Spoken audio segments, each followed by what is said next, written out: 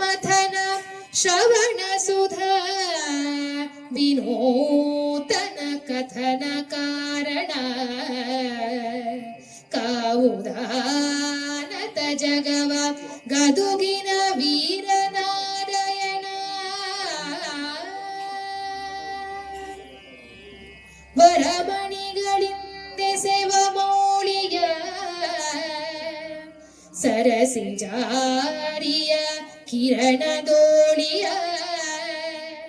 ವಿರಚಿಸಿದ ಸಿಂಧೂರ ಭಾಳದಿ ಕುಣಿವ ಕುಂತಳದ ಕರಿನಿಭಾಕೃತಿಯ ನಿಪವದನದ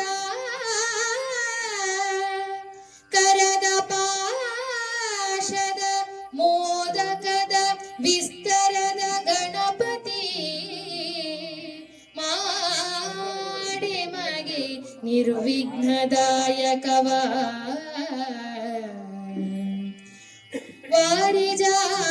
ವಾರಿಜಾಸನೆ ಸಕಲ ಶಾಸ್ತ್ರ ವಿಚಾರದುದ್ಭವೇ ವಚನ ರತನೋದ್ಧಾರ ಶ್ರುತಿ ಪೌರಾಣದಾಗಮ ಸಿದ್ಧಿದಾಯಕಿ ಶೌರಿ ಸುರಪತಿ ಸಕಲ ಮುನಿ ಜನರ ಸೂರಿಗನುಪಮದುಗುತಿ ಶಾರದೆಯೇ ನರ್ತಿಸುವೆ ನಲಿದು ಒಲಿದೆನ್ನ ಜೂಹೆಯಲಿ ಶಾರದೆಯೇ ನರ್ತಿಸುವೆ ನಲಿದು ಒಲಿದೆನ್ನ ಜೂಹೆಯಲಿ.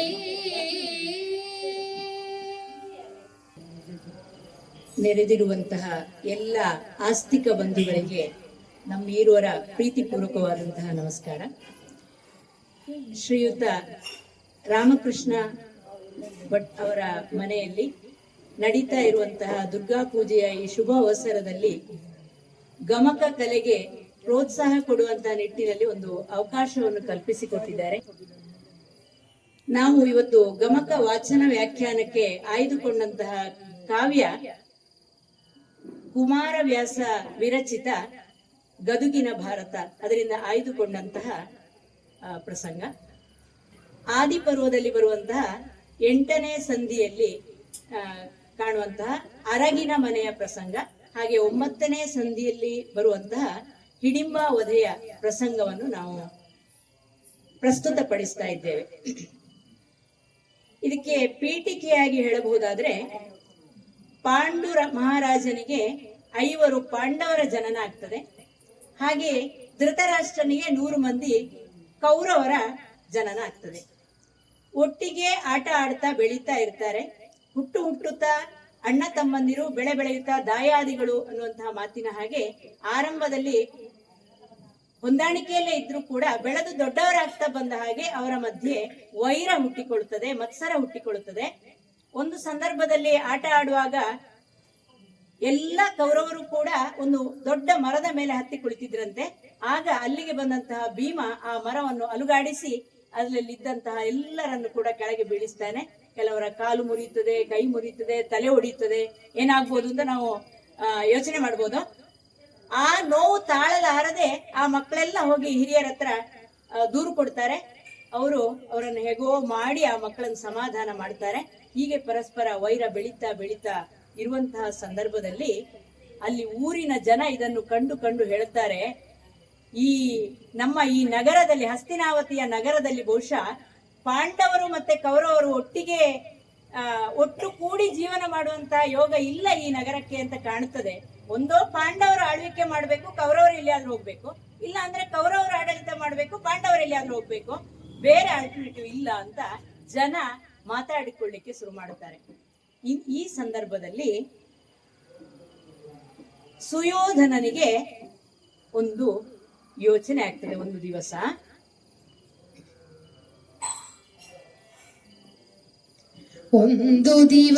ಸುಯೋಧನನೋ ನಿಜ ಮಂದಿರದೊಳ್ ಏಕಾಂತದಲ್ಲಿ ಮನನೊಂದು ನುಡಿದನೋ ಶಕುನಿ ಕರ್ಣ ಜಯದೃಥಾದ್ಯರಿಗೆ ಅಂದು ಭೀಮಾರ್ಜುನರು ದೃಪದನ ತಂದು ದಕ್ಷಿಣೆ ಇತ್ತು ಗುರುವಿಗೆ ಸಂದರೆ ಅಂದು ಭೀಮಾರ್ಜುನರು ದೃಪದನ ತಂದು ದಕ್ಷಿಣೆ ಇತ್ತು ಗುರುವಿಗೆ ಸಂದರೆ ಸಮರದಲ್ಲಿ ಪರಿಭವವಾಯಿತು ತಮಗೆಂದ.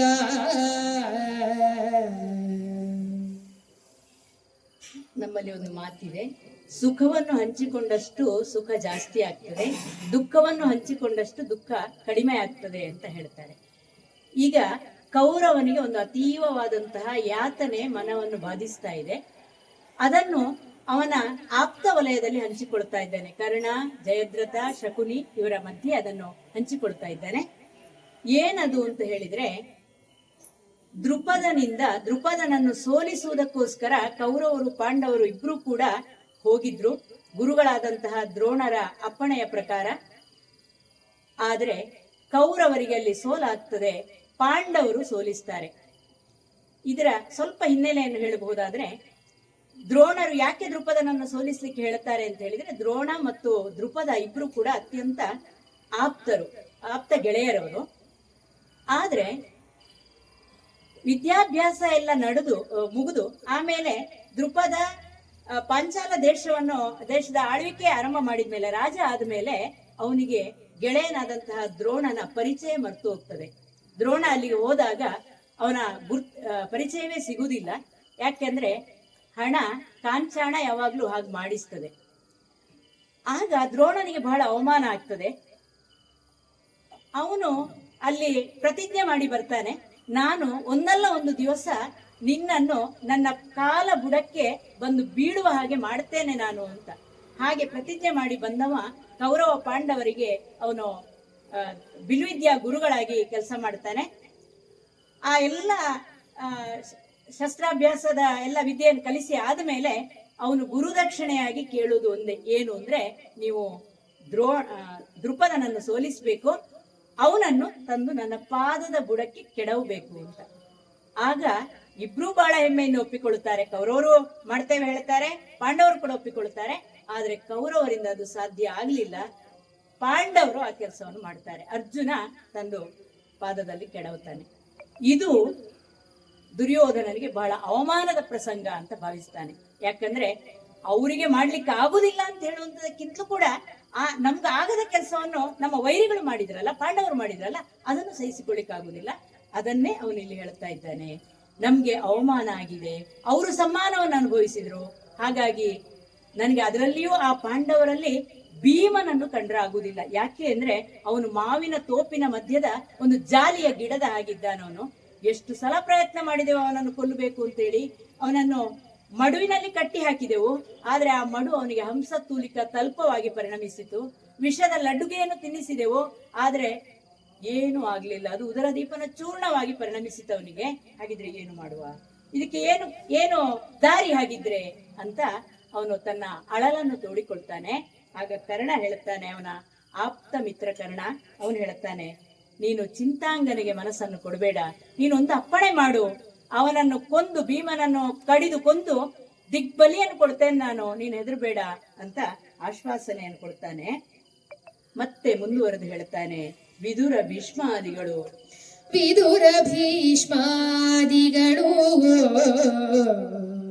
ನಿನ್ನಯ ಸದನದೊಳ್ ಉಂಡು ಉಟ್ಟು ಪರರಭ್ಯುದಯವನೇ ಬಯಸುವರು. ನಿನ್ನಯ ಸದನದೊಳ್ ಉಂಡು ಉಟ್ಟು ಪರರಭ್ಯುದಯವನೇ ಬಯಸುವರು.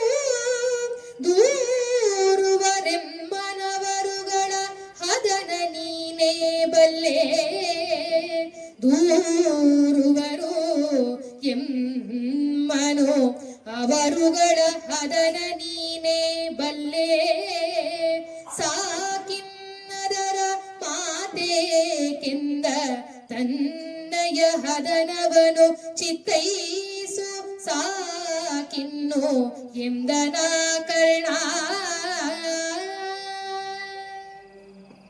ನಮ್ಮಲ್ಲಿ ಉಂಡ ಮನೆಗೆ ಎರಡು ಬಗೆಯುವುದು ಅಂತ ಒಂದು ಮಾತಿದೆ. ಅದನ್ನೇ ಇಲ್ಲಿ ಕರ್ಣ ಹೇಳ್ತಾ ಇದ್ದಾನೆ. ಭೀಷ್ಮ ವಿದುರರು ಹೇಗಿದ್ದಾರೆ ಅಂದ್ರೆ ಅದು ಅವರವರ ದೃಷ್ಟಿಕೋನ. ಭೀಷ್ಮ ವಿದುರರು ಯಾಕೆ ಹಾಗೆ ಮಾಡಿದ್ರು ಅಂತ ಅವರ ಸಮರ್ಥನೆ ಬೇರೆ ಇದೆ. ಆದ್ರೆ ಈಗ ಕರ್ಣನಿಗೆ ಮತ್ತು ದುರ್ಯೋಧನನಿಗೆ ಹಾಗೆ ಕಾಣ್ತಾ ಇದೆ. ಉಂಡ ಮನೆಗೆ ಅವರು ಎರಡು ಬಗೆದಿದ್ದಾರೆ. ನಿನ್ನ ಅನ್ನವನ್ನು ಉಣ್ತಾ ಇದ್ದಾರೆ. ನಿನ್ನ ಅನ್ನವನ್ನು ಉಂಡು ಅವರು ಪಾಂಡವರಿಗೆ ಬೆಂಬಲವನ್ನು ಕೊಡ್ತಾ ಇದ್ದಾರೆ. ಹಾಗಿದ್ರೆ ಇದು ಅನ್ಯಾಯ ಅಲ್ವಾ ಇದು ಅಂತ ಕೇಳ್ತಾನೆ. ಆದ್ರೆ ಇದರ ಬಗ್ಗೆ ನಾವೀಗ ವಿಮರ್ಶೆ ಮಾಡಿ ಪ್ರಯೋಜನ ಇಲ್ಲ. ಇರ್ಲಿ, ಅವರ ಮಾತು ಬಿಡಿ. ಆದ್ರೆ ಈಗ ನಾವು ಏನ್ ಮಾಡ್ಬೇಕು ಅಂತ ಹೇಳಿದ್ರೆ ಪಾಂಡವರನ್ನು ಸೋಲಿಸುವ ಉಪಾಯವನ್ನು ಮಾಡಬೇಕು. ಅದರ ಬಗ್ಗೆ ನಾವು ಯೋಚನೆ ಮಾಡ್ಬೇಕು. ನಮ್ಗೆ ಆದ ಅವಮಾನದಿಂದ ಹೊರಗೆ ಬರುವುದು ಹೇಗೆ ಅಂತ ನಾವು ಲೆಕ್ಕ ಹಾಕ್ಬೇಕು. ನನಗೆ ಕಾಣುವ ಪ್ರಕಾರ ಯುದ್ಧವೇ ಇದಕ್ಕೆ ಸೂಕ್ತವಾದಂತಹ ಪರಿಹಾರ ಅಂತ ಅನ್ನಿಸ್ತದೆ ಅಂತ ಹೇಳ್ತಾನೆ. ಆಗ ಶಕುನಿ ಹೇಳ್ತಾನೆ, ದುರ್ಯೋಧನನ ಸೋದರ ಮಾವ, ಅವ ಬಂದದ್ದೇ ಹಾಳು ಮಾಡ್ಲಿಕ್ಕೆ ಅಂತ ಎಲ್ರಿಗೂ ಗೊತ್ತಿದೆ. ಇಲ್ಲಿ ಇವರನ್ನೆಲ್ಲ ಹಾಳು ಮಾಡ್ಲಿಕ್ಕೆ ಬಂದದ್ದವನು. ಅವನು ಹೇಳ್ತಾನೆ, ಹೌದೌದು, ಕರ್ಣ ಹೇಳ್ತಾ ಇರುವಂತದ್ದು ಸರಿ, ನೀನು ಅನುಮತಿ ಕೊಡ್ಬೇಕು.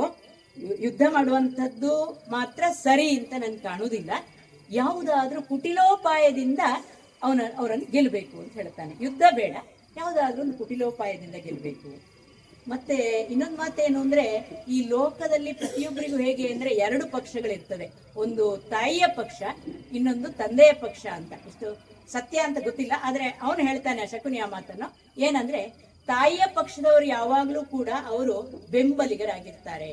ತಾಯಿಯ ಪಕ್ಷದವರು ನಮ್ಗೆ ಬೆಂಬಲ ಕೊಡ್ತಾರೆ, ಆದ್ರೆ ತಂದೆಯ ಪಕ್ಷದವರು ಯಾವಾಗ್ಲೂ ವಿರೋಧಿಗಳಾಗಿರ್ತಾರೆ ಅಂತ ಅವರ ಅನುಭವವನ್ನು ಹೇಳ್ತಾನೆ. ಅವರಿಗೆ ಆದಂತಹ ಅನುಭವವನ್ನು ಅವನು ಹೇಳ್ತಾನೆ.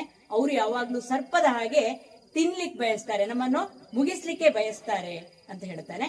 ಹಾಗಾಗಿ ಈಗ ಪಾಂಡವರು ಅಂದ್ರೆ ತಂದೆಯ ಪಕ್ಷದವರು, ಅದನ್ನು ಸಮರ್ಥಿಸಿ ಹೇಳ್ತಾ ಇದ್ದಾನೆ.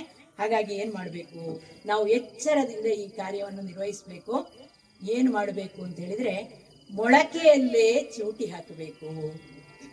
ಮೊಳೆಯಲೇ ಮುರುಡಿಸಲು ಬೇಹುದು, ಮೊಳೆಯಲೇ ಮುರುಡಿಸಲು ಬೇಹುದು.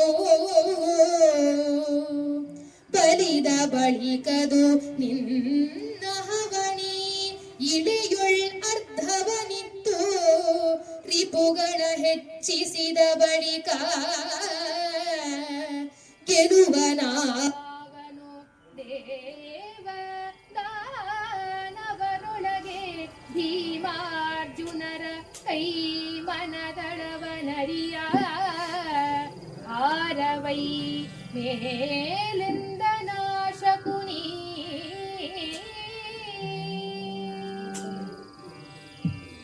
ಗಿಡವಾಗಿ ಬಗ್ಗದ್ದು ಮರವಾಗಿ ಬಗ್ಗೀತೆ ಅಂತ ಹೇಳ್ತಾರೆ.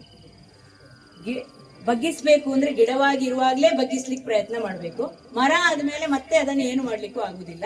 ಈಗ ಇವರಿಗೆ ಸಂಬಂಧಪಟ್ಟ ಹಾಗೆ ಹೇಗೆ ಅಂತ ಹೇಳಿದ್ರೆ, ಅರ್ಧ ರಾಜ್ಯವನ್ನು ಕೊಡಬಹುದು ಅಂತ ಒಂದು ಒಪಿನಿಯನ್ ಬಂದಿತ್ತು, ಅಭಿಪ್ರಾಯ ಬಂದಿತ್ತು.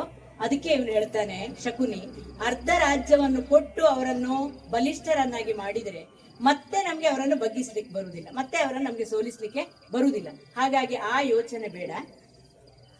ಅವರ ತೋಳ್ಬಲ ಎಷ್ಟು ಹಿರಿದಾದುದು ಅಂತ ಹೇಳಿದ್ರೆ, ಅವರನ್ನು ರಾಕ್ಷಸರಿಗೂ ದೇವತೆಗಳಿಗೂ ಕೂಡ ಗೆಲ್ಲಿಕ್ ಸಾಧ್ಯ ಇಲ್ಲ, ಅಂತ ಶಕ್ತಿಶಾಲಿಗಳು ಭೀಮಾರ್ಜುನರು. ಹಾಗಾಗಿ ಇರುವೆ ಕಟ್ಟಿದಂತಹ ಗೂಡಿನಲ್ಲಿ ಕರಿಯ ನಾಗರ ಹಾವು ಹೋಗುವ ಹಾಗೆ ನಿನ್ನ ಸಪ್ತಾಂಗಗಳನ್ನು ಕೂಡ ಅವ್ರು ಏನ್ ಮಾಡ್ತಾರೆ, ಪ್ರವೇಶ ಮಾಡ್ತಾರೆ. ಹಾಗಾಗಿ ಅವರಿಗೆ ಯಾವುದೇ ಕಾರಣಕ್ಕೂ ಕೂಡ ಒಳಗ್ ಬರ್ಲಿಕ್ಕೆ ಈಗ ಅವಕಾಶವೇ ಕೊಡಬಾರ್ದು, ಅವರನ್ನು ನಿರಾಕರಿಸಬೇಕು ಅಂತ ಹೇಳ್ತಾನೆ. ಮತ್ತೆ ಮುಂದುವರೆದು ಹೇಳ್ತಾನೆ, ಪಾಂಡವರು ಹುಟ್ಟಿದ್ದು ಕಾಡಿನಲ್ಲಿ, ಅವರು ಬೆಳೆದದ್ದು ಕಾಡಿನಲ್ಲಿ, ಮತ್ತೆ ಇನ್ನು ಮುಂದೆ ಬಾಳ್ಬೇಕಾದದ್ದು ಕೂಡ ಅಡವಿಯಲ್ಲೇ. ಅವರು ಬೇಡ ರಾಜ್ಯಕ್ಕೆ ಬರುದು ಬೇಡ, ಅವರನ್ನು ಹಾಗೆ ದೂರವೇ ಮಾಡ್ಲಿಕ್ಕೆ ನಾವು ಪ್ರಯತ್ನ ಮಾಡಬೇಕು. ಅವರಿಗೆ ರಾಜ್ಯದ ಒಡೆತನವನ್ನು ಕೊಡ್ಲೇಬಾರ್ದು, ಅವ್ರಿಗೆ ಸಿಗ್ಲೇಬಾರ್ದು ಅದು ಒಡೆತನ. ಹಾಗಾಗಿ ವಿಷ ಸ್ವಲ್ಪ ಅಂತ ಭಾವಿಸಿಕೊಂಡು ಅದನ್ನ ತಿಂದ್ರೆ ಏನಾಗ್ತದೆ, ಸ್ವಲ್ಪ ಆದ್ರೂ ಕೂಡ ವಿಷದ ಪರಿಣಾಮ ಬೀರಿಯೇ ಬೀರ್ತದೆ, ಸಾವನ್ನು ತಂದು ಕೊಟ್ಟೆ ಕೊಡ್ತದೆ. ಹಾಗಾಗಿ ಇವರಿನ್ನು ಚಿಕ್ಕವರು ಅಂತ ಭಾವಿಸಿಕೊಂಡು ನಾವು ಏನಾದ್ರೂ ಒಂದು ಸ್ವಲ್ಪ ಅವಕಾಶ ಕೊಟ್ರೆ ಅವರು ಇಡೀಯಾಗಿ ನಮ್ಮನ್ನು ನುಂಗಿ ಬಿಡ್ತಾರೆ. ಹಾಗಾಗಿ ಇದು ಬೇಡ ಅಂತ ಹೇಳ್ತಾನೆ. ಹೀಗೆ ಹೇಳಿದಾಗ ಇವನಿಗೆ ಚಿಂತೆ ಆಗ್ತದೆ. ಹೌದು, ವಿಷಯ ಎಲ್ಲ ಸರಿ, ಆದ್ರೆ ಏನ್ ಮಾಡ್ಬೇಕು ಅಂತ ಆಗ್ಬೇಕಲ್ಲ, ದಾರಿ ಗೊತ್ತಾಗ್ಬೇಕಲ್ಲ. ಹಾಗೆ ದುರ್ಯೋಧನ ಚಿಂತೆ ಮಾಡುವಾಗ ಮತ್ತೆ ಶಕುನಿ ಅದೇ ಅವಕಾಶವನ್ನು ಮತ್ತೆ ಬಳಕೆ ಮಾಡಿಕೊಂಡು ಹೇಳ್ತಾನೆ, ಚಿಂತೆ ಮಾಡಬೇಡ, ಪಾಂಡವರ ನೆರಳು ಈ ಭೂಮಿಯ ಮೇಲೆ ಇರುವಲ್ಲಿವರೆಗೆ ನಿನಗೆ ರಾಜ್ಯದ ಯೋಗ ಸಿಗುವುದಿಲ್ಲ. ಹಾಗಾಗಿ ಇದು ಅವರನ್ನು ನಾಶ ಮಾಡುವುದಕ್ಕೆ ಬಹಳ ಒಳ್ಳೆಯ ಕಾಲ. ಮತ್ತೆ ಒಂದು ಮಾತು, ಸಾರ್ವಕಾಲಿಕವಾದ ಮಾತು ಹೇಳುತ್ತಾನೆ, ಯಾರು ಅತೀ ದಡ್ಡರು ಅಂತ ಹೇಳಿದ್ರೆ, ರೋಗವನ್ನು, ಅಲ್ಲಾಡುವ ಹಲ್ಲನ್ನು, ಕಣ್ಣಿನಲ್ಲಿ ಬಿದ್ದ ಧೂಳನ್ನು, ಅಯುಕ್ತವಾದ ಬೆಂಕಿಯನ್ನು, ಸಾಲವನ್ನು, ಅವಿದ್ಯೆಯನ್ನು, ಪಾಪವನ್ನು, ಅಲುಗಾಡುವ ವಸ್ತುವನ್ನು ಮತ್ತು ಶತ್ರುವನ್ನು, ಇವರನ್ನು ಯಾರು ಉಳಿಸ್ತಾರೆ ಅವರು ಅತೀ ದೊಡ್ಡ ದಡ್ಡರು. ಹಾಗಾಗಿ ನೀನು ಆ ದಡ್ಡತನವನ್ನು ಮಾಡಬೇಡ, ಇದು ಸರಿಯಾದ ಕಾಲ. ಈಗ ಅವರನ್ನು ಏನ್ ಮಾಡಬೇಕು, ನಾವು ಸೋಲಿಸುವ ಕುಟಿಲೋಪಾಯವನ್ನು ಮಾಡಬೇಕು ಅಂತ ಅವನ ಕಿವಿಯಲ್ಲಿ ಆ ಕುಟಿಲೋಪಾಯವನ್ನು ಹೇಳುತ್ತಾನೆ. ಸಾಮಾನ್ಯವಾಗಿ ಯಾವಾಗಲೂ ಈ ಸದ್ವಿಚಾರಗಳು ಬೇಗ ಕಿವಿಗೆ ಹಿತವೂ ಆಗುವುದಿಲ್ಲ, ಪ್ರಚಾರವೂ ಆಗುವುದಿಲ್ಲ. ಅದೇ ಕೆಟ್ಟ ವಿಚಾರಗಳು ಏನಿದ್ರು ಕೂಡ ಅದು ಬಹಳ ಬೇಗ ಪಥ್ಯ ಅಂತ ಅನ್ನಿಸ್ತದೆ. ಅದನ್ನು ಕೇಳುವಾಗ ಇನ್ನಷ್ಟು ಕೇಳಬೇಕು ಅಂತ ಹೇಳಿ ಅನ್ನಿಸ್ತದೆ. ಈಗ ದುರ್ಯೋಧನನಿಗೂ ಹಾಗೆ ಆಗಿದೆ, ಕೆಡ್ಡದಲ್ಲಿ ಬಿದ್ದಿದ್ದಾನವನು. ದುರ್ಯೋಧನನಿಗೆ ಬಹಳ ಸಂತೋಷ ಆಗಿ ಈ ವಂಶನಾಶದ ಈ ಮಾರ್ಗವನ್ನು ಹೇಳಿದಲ್ಲ, ಕೇಳಿ ಬಹಳ ಖುಷಿ ಆಗ್ತದೆ. ಕವಿ ಹೇಳ್ತಾನೆ, ಈ ಮಾರ್ಗ ತಿಳಿಸಿ ಅವನು ಲೋಕವನ್ನೇ ಕೊಂದ ಅಂತ ಹೇಳ್ತಾನೆ. ದುರ್ಯೋಧನನ ಇಡೀ ವಂಶವನ್ನೇ ಕೊಂದು ಹಾಕ್ತಾನೆ ಶಕುನಿ ಅಂತ.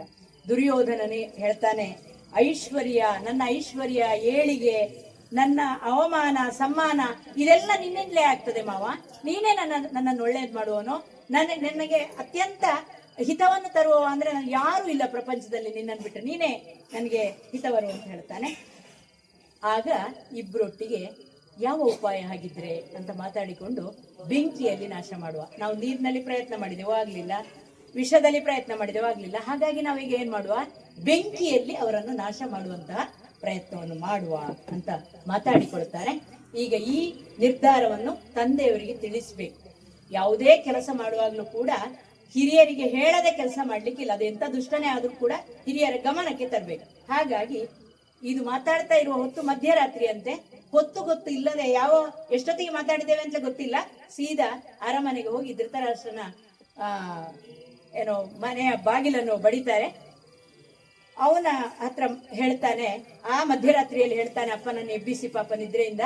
ಏನು ಅಂದ್ರೆ, ನನಗೆ ಪಾಂಡವರ ಉಪಟಳವನ್ನು ಸಹಿಸ್ಲಿಕ್ಕೆ ಆಗುದಿಲ್ಲ. ಅದರಲ್ಲಿ ಅಂತೂ ಭೀಮನನ್ನು ಕಂಡ್ರೆ ನನಗೆ ಅವನನ್ನು ಕೊಂದೇ ಬಿಡ್ಬೇಕು ಅಂತ ಅನ್ನಿಸ್ತದೆ. ಹಾಗಾಗಿ ನನಗೆ ಏನು ಒಳ್ಳೇದು ಅಂತ ಕಾಣುತ್ತದೆ ಅಂತ ಹೇಳಿದ್ರೆ, ಈ ರಾಜ್ಯ ಬಿಟ್ಟು ಹೋಗುವ ಅಂತ ಕಾಣುತ್ತದೆ ನನಗೆ.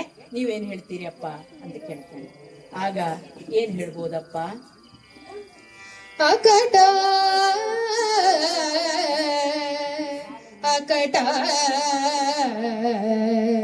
ಮಗನೇ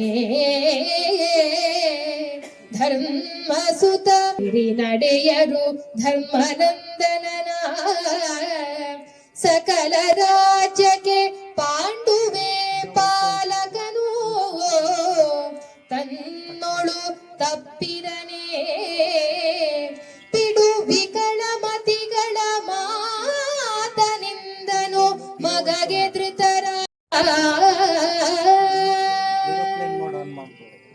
ಧೃತರಾಷ್ಟ್ರ ಕೇಳ್ತಾನೆ, ಧರ್ಮರಾಯ ಬಾಧಕನೇ, ಧರ್ಮರಾಯ ನಿನಗೆ ಬಾಧೆ ಮಾಡಿದ್ನ, ತೊಂದರೆ ಕೊಟ್ನ? ಯಾರು ನಂಬಲಿಕ್ಕೆ ಸಾಧ್ಯ ಇಲ್ಲ ಈ ಮಾತನ್ನು ಅಂತ ಹೇಳ್ತಾನೆ. ಯಾಕಂದ್ರೆ ಹೆಸರಲ್ಲೇ ಧರ್ಮ ಅಂತ ಇದೆ, ಅವನು ತೊಂದರೆ ಕೊಡ್ಲಿಕ್ಕೆ ಸಾಧ್ಯ ಉಂಟಾ?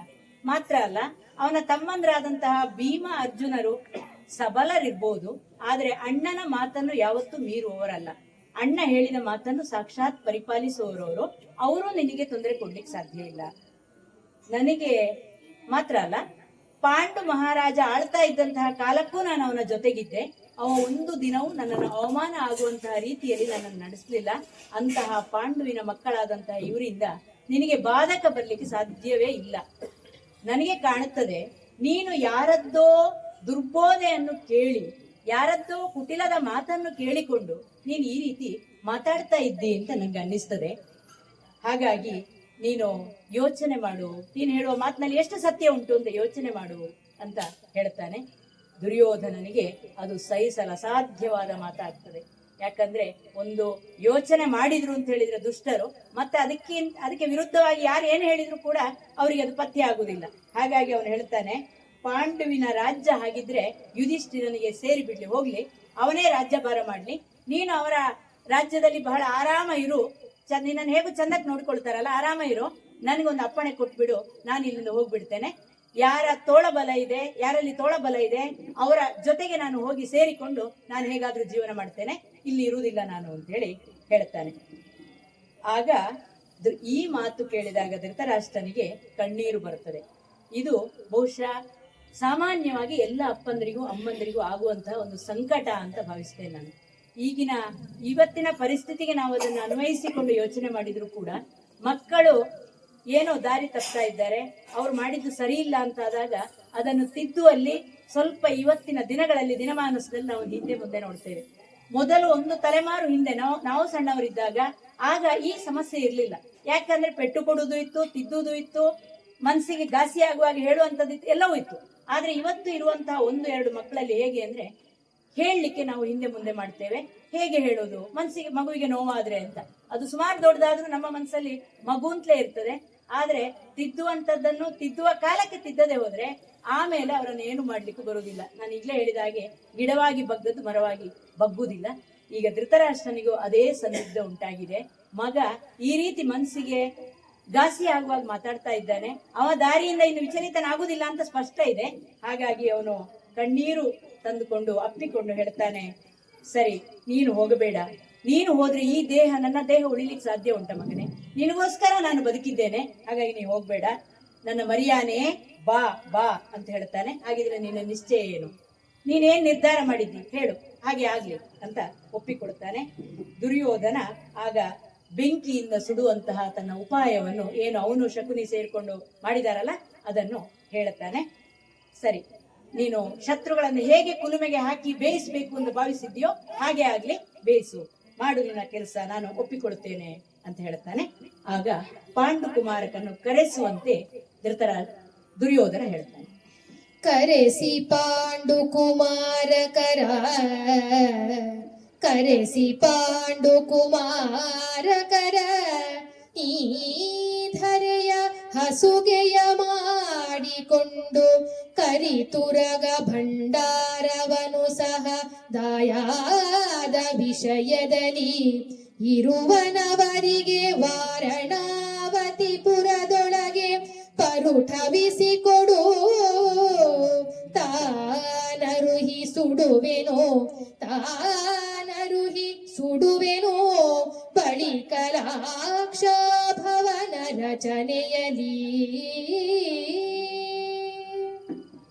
ದುರ್ಯೋಧನ ಹೇಳ್ತಾನೆ, ಪಾಂಡವರನ್ನು ಕರೆಸು, ನಮ್ಮ ಇರುವಂತಹ ಈ ಏನು ರಾಜ್ಯ, ಸೈನ್ಯ, ಭಂಡಾರ, ಆಸ್ತಿ, ಸಂಪತ್ತು ಏನಿದೆಯಲ್ಲ ಇದನ್ನು ಪಾಲು ಮಾಡು, ಪಾಲು ಮಾಡಿ ಅದರಲ್ಲಿ ಒಂದು ಪಾಲನ್ನು ಅವರಿಗೆ ಕೊಡ್ತೇನೆ ಅಂತ ಹೇಳು. ಹಾಗೆ ವಾರಣಾವತಿಯಲ್ಲಿ ಅವರಿಗೆ ವ್ಯವಸ್ಥೆ ಮಾಡಿದ್ದೇವೆ ಅಂತ ಕೂಡ ಹೇಳು. ಹಾಗೆ ಹೇಳು. ಅಲ್ಲಿ ನಾವು ಏನು ಮಾಡ್ತೇವೆ ಅಂತ ಹೇಳಿದ್ರೆ, ಅಲ್ಲಿ ಒಂದು ಅರಗಿನ ಮನೆಯನ್ನು ಕಟ್ಟಿಸ್ತೇವೆ. ಆ ಅರಗಿನ ಮನೆಯನ್ನು ಕಟ್ಟಲಿಕ್ಕೆ ಬಹಳ ಚತುರನಾದಂತಹ ಒಬ್ಬ ಪುರೋಚನ ಅಂತ ಇದ್ದಾನೆ. ದುಷ್ಟ, ನಿಜವಾಗಿ ದುಷ್ಟ, ಆದ್ರೆ ದುರ್ಯೋಧನ ಹೇಳುವುದಿಲ್ಲ, ಅವನ ಪಾಲಿಗೆ ಅವ ಆಪ್ತ. ಅವನ ಮೂಲಕ ನಾನು ಆ ಅರಗಿನ ಮನೆಯನ್ನು ಕಟ್ಟಿಸ್ತೇನೆ. ಮಾತ್ರ ಅಲ್ಲ, ಈ ಘನವಾದಂತಹ ಕಾರ್ಯದ ಬಗ್ಗೆ ಯಾರಿಗೂ ಗೊತ್ತಾಗಬಾರ್ದು, ಬಹಳ ಗುಪ್ತವಾಗಿ ನಡಿಬೇಕು. ಯಾಕಂದ್ರೆ ಒಂದು ಸುದ್ದಿ ಗೊತ್ತಾಯ್ತು ಅಂದ್ರೆ ಮತ್ತೆ ಪಾಂಡವರು ಹೋಗ್ಲಿಕ್ಕಿಲ್ಲ ಅಲ್ಲಿಗೆ. ಹಾಗಾಗಿ ಇದೆಲ್ಲವೂ ಕೂಡ ನಮ್ಮ ರಹಸ್ಯವಾಗಿ ಈ ಕಾರ್ಯಗಳು ನಡೀಲಿ. ವಾರಣಾಸಿಗೆ ಬಂದು ಊರಿನ ಜನರಿಗೆ ಕೂಡ ಈ ಕೆಲಸ ಮಾಡ್ತಾ ಇದ್ದೇವೆ ಅಂತ ಗೊತ್ತಾಗಬಾರ್ದು. ಅಲ್ಲಿ ಇದ್ದವರಿಗೆ ಗೊತ್ತಾದ್ರೂ ಕೂಡ ಅದು ಇಡೀ ಸುದ್ದಿ ಹಬ್ಬುತ್ತದೆ. ಹಾಗಾಗಿ ಈ ಕೆಲಸವನ್ನು ಮಾಡು. ಉರಿತಾಗಿದ ಕೂಡಲೇ ಆ ಇಡೀ ಭವನ, ಅರಮನೆ ಭಸ್ಮವಾಗಿ ಹೋಗ್ಬೇಕು. ಆ ರೀತಿಯಾದಂತಹ ವ್ಯವಸ್ಥೆಯನ್ನು ನಾನು ಮಾಡಿಸ್ತೇನೆ, ನೀನು ಕರೆಸಿ ಅವರಿಗೆ ಹೇಳು ಅಂತ ಹೇಳಿ. ಅರಗಿನಲ್ಲಿ ಬಿತ್ತಿಗಳು, ಅರಗಿನಲಿ ಬತ್ತಿಗಳ ನವ ಸಜ್ಜರಸ ಕುಡ ಮಿಶ್ರದಲ್ಲಿ ನಲೆಯುಬ್ಬರಿಗೆಗಳನ್ನು ಅವರಲಿ ಕವಾಟ ಸ್ತಂಭ ವೇದಿಗಳ ವಿರಚಿಸಿದ ನವಸೌಧ ಭದ್ರಾಸ್ತರಣ ನಂದ್ಯಾವರ್ತದಲ್ಲಿ ಪರಿಪರಿಯ ಭಿನ್ನಾಣದೊಳ್ ಅರಗಿನ ನೆಯ ಮಾಡಿಸಿದ.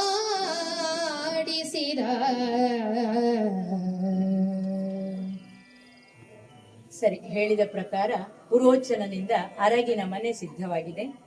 ಎಂಥ ಮನೆ ಅದು? ಅರಗಿನಿಂದಲೇ, ಅರಗು ಅಂದ್ರೆ ನಾವು ಸಾಮಾನ್ಯ ಕೇಳಿದ್ದೇವೆ, ಅರಕು ಅಂತ ಹೇಳ್ತೇವೆ ನಾವು. ಅದು ಬೆಂಕಿಗೆ ತಾಗಿದ ಕೂಡಲೇ ಕರಗ್ತದೆ. ಅಂತಹ ಅರಗಿನಿಂದಲೇ ಮಾಡಿದಂತಹ ಪೂರ್ತಿ ಗೋಡೆಗಳು, ಹಾಗೆ ಸಜ್ಜರಸ ಮತ್ತು ಬೆಲ್ಲದ ಮಿಶ್ರಣದಲ್ಲಿ ಮಾಡಿದಂತಹ ಉಪ್ಪರಿಗೆಗಳು, ಮಾಳಿಗೆಗಳು, ಬಾಗಿಲುಗಳು, ಕಂಬಗಳು, ಕಟ್ಟೆಗಳು, ಹೂಗಳ ಆಕಾರದಲ್ಲಿ ಹಲವು ವಿಧದ ಅಲಂಕಾರಗಳಿಂದ ಮಾಡಿದಂತಹ ಸುಂದರವಾದ ಅರಮನೆಯಲ್ಲಿ ಯಾವುದು ಎಲ್ಲವೂ ಕೂಡ ಅರಗೆ. ಹಾಗಂತ ಮೇಲಿನಿಂದ ನೋಡುವಾಗ ಯಾರಿಗೂ ಗೊತ್ತಾಗ್ಲಿಕ್ಕಿಲ್ಲ. ಆ ರೀತಿಯಾಗಿ ಭವ್ಯವಾದಂತಹ ಅರಮನೆಯನ್ನು ರಚನೆ ಮಾಡಿರ್ತಾನೆ ಪುರೋಚನ. ಸುತ್ತವೂ ಕೂಡ ಮನೆಗಳಿರ್ತದೆ, ಮಧ್ಯ ಒಂದೇ ಪ್ರವೇಶ ದ್ವಾರ ಇರ್ತದೆ. ಆ ದ್ವಾರದಲ್ಲಿ ಮಾತ್ರ ಬರಬೇಕು ಮತ್ತು ಆ ದ್ವಾರದಲ್ಲಿ ಮಾತ್ರ ಹೊರಗೆ ಹೋಗಬೇಕು. ಆ ಪ್ರವೇಶ ದ್ವಾರದಲ್ಲಿ ಅವನು ಪುರೋಚನ ತನ್ನ ಮನೆಯನ್ನು ಕಟ್ಟಿಕೊಂಡಿರ್ತಾನೆ. ಯಾಕೆ ಅಂದ್ರೆ ನಾಳೆ ಬೆಂಕಿ ಕೊಟ್ಟು ಅವ ಓಡ್ಬೇಕಲ್ಲ, ಬೆಂಕಿ ಕೊಟ್ಟ ಮೇಲೆ ಅವ ಹೊರಗೆ ಹೋಗ್ಬೇಕಲ್ಲ, ಅದಕ್ಕೆ ಬೇಕಾದಾಗೆಲ್ಲ ವ್ಯವಸ್ಥೆ ಮಾಡಿಕೊಂಡಿರ್ತಾನೆ. ಎಲ್ಲ ವ್ಯವಸ್ಥೆ ಆಗುವಾಗ ಧೃತರಾಷ್ಟ್ರ ಕರೆಸ್ತಾನೆ ಧರ್ಮರಾಯನನ್ನು. ಏನಂತ? ನೀವು ತಂದೆ ಇಲ್ಲದವರಲ್ವಾ, ಹಾಗಾಗಿ ನನ್ನ ಮಕ್ಕಳು ಹೇಗೆ ಅಂದ್ರೆ ನಿಮ್ಮ ಶ್ರಾದ್ದದ ಕೂಳನ್ನು ಯಾವಾಗ ತಿನ್ನುವುದು ಅಂತ ಕಾಯ್ತಾ ಇದ್ದಾರೆ. ಹಾಗಾಗಿ ಆ ರೀತಿ ಆಗುದು ಬೇಡ. ಅದಕ್ಕೋಸ್ಕರ ಏನ್ ಮಾಡುವ ಅಂತ ಹೇಳಿದ್ರೆ, ನಿಮ್ಗೆ ನಾನೊಂದು ಪ್ರತ್ಯೇಕ ವ್ಯವಸ್ಥೆ ಮಾಡಿದ್ದೇನೆ. ವಾರಣಾವತಿಯಲ್ಲಿ ಒಂದು ಅರಮನೆಯನ್ನು ನಿಮಗೆ ನಿರ್ಮಾಣ ಮಾಡಿದ್ದೇನೆ. ಈ ಸಂಪತ್ತಿನಲ್ಲೆಲ್ಲ ಸರಿ ಪಾಲು ಮಾಡಿ ನಿಮ್ಗೆ ಕೊಡ್ತೇನೆ. ಅಲ್ಲಿ ಹೋಗಿ ನೀವು ಆರಾಮ ಅಲ್ಲಿ ಆಡಳಿತ ಮಾಡಿಕೊಂಡಿರಿ, ನನ್ನ ಮಗನೊಟ್ಟಿಗೆ ಆಗ್ಲಿಕ್ಕಿಲ್ಲ ಅಂತ ಹೇಳ್ತಾನೆ. ಆಗ ಧರ್ಮರಾಯ ಹೇಳ್ತಾನೆ, ನೀವು ನಮ್ಮ ತಂದೆಯ ಸ್ಥಾನದಲ್ಲಿದ್ದೀರಿ. ನಾವು ಆರಂಭದಲ್ಲೇ ಬಾಲ್ಯದಲ್ಲೇ ತಂದೆಯನ್ನು ಕಳ್ಕೊಂಡವರು. ಆದ್ರೆ ನೀವು ನನ್ಗೆ ತಂದೆಯ ಪ್ರೀತಿಯನ್ನು ಕೊಟ್ಟು ಸಾಕಿದ್ದೀರಿ. ಆದ್ರೆ ಈಗ ಯಾಕೆ ನೀವು ಭೇದ ಭಾವದ ಮಾತನಾಡ್ತೀರಿ? ಯಾಕೆ ಈ ಪ್ರಶ್ನೆ? ಯಾಕೆ ಬೇರೆ ವ್ಯವಸ್ಥೆ ಮಾಡ್ತಾ ಇದ್ದೀರಿ ಅಂತ ಕೇಳ್ತಾನೆ. ಇಲ್ಲ, ಇದಕ್ಕೆ ನೀವು ಒಪ್ಪಿಕೊಳ್ಬೇಕು ಅಂತ ಹೇಳಿ ಒಪ್ಪಿಸ್ತಾನೆ. ಸರಿ ಅಂತ ಹೇಳಿ ಒಪ್ಪಿ ಹೋಗ್ತಾರೆ. ಆ ವಾರಣಾವತಕ್ಕೆ ಹೋಗಿ ಎಲ್ಲ ಸೈನ್ಯ ಎಲ್ಲ ಸಮಪಾಲು ಮಾಡ್ತಾರೆ. ಅವರ ಪಾಲನ್ನು ತೆಕೊಂಡು ಅಲ್ಲಿಗೆ ವಾರಣಾವತಕ್ಕೆ ಹೋಗ್ತಾರೆ. ಎಲ್ಲರೂ ಕೂಡ ಹಾಡಿ ಹೊಗಳುತ್ತಾರೆ ಧೃತರಾಷ್ಟ್ರನನ್ನು. ಯಾಕೆಂದ್ರೆ ಒಳಗೆ ಇರುವಂತಹ ಸಂಚು ಯಾರಿಗೂ ಗೊತ್ತಿಲ್ಲಲ್ಲ, ಹಾಗಾಗಿ ಎಷ್ಟು ಒಳ್ಳೆಯವನಲ್ಲ ನೋಡಿ, ಅಪ್ಪ ಇಲ್ಲದ ಮಕ್ಕಳಾದ್ರೂ ಕೂಡ ಪಾಲು ಕೊಟ್ಟ ಅಲ್ಲ ಅಂತ ಎಲ್ಲರೂ ಕೂಡ ಹೊಗಳುತ್ತಾರೆ. ಮುಂದೆ ನೋಡ್ಬೇಕು ಏನಾಗ್ತದೆ ಅಂತ. ಬಂದರೀವರು ಕುಂತಿ ಸಹಿತ ಆನಂದದಲ್ಲಿ, ಬಂದರೈವರು ಕುಂತಿ ಸಹಿತ ಆನಂದದಲ್ಲಿ, ವರವಾರಣಾವತ ಕಂದು ಪುರಜನ ಕೂಡಿ ಕನ್ನಡಿ ಕಳಸ ವಿಭವದಲ್ಲಿ, ಬಂದು ತಾವಿದಿರಾಗಿ ಕುಂತಿ ನಂದನರ ಹೋಗಿಸಿದರು.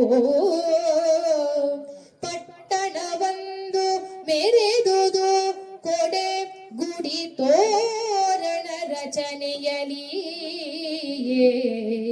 ಪಟ್ಟಣವೊಂದು ಮೆರೆದುದು ಕೊಡೆ ಗುಡಿ ತೋರಣ ರಚನೆಯಲಿ.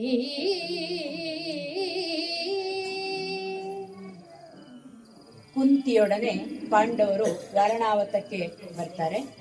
ವಾರಣಾವತದ ಜನರಿಗೆಲ್ಲ ಬಹಳ ಸಂತೋಷ ಆಗ್ತದೆ. ಪಾಂಡವರ ಆಡಳಿತದಲ್ಲಿ ನಾವು ಇರುವುದಲ್ಲ, ಸಜ್ಜನರು ಬಂದಾಗ ಸಂತೋಷ ಆಗದೆ ಇರ್ಲಿಕ್ಕೆ ಸಾಧ್ಯವೇ ಇಲ್ಲ, ಎಲ್ರಿಗೂ ಖುಷಿ ಆಗ್ತದೆ.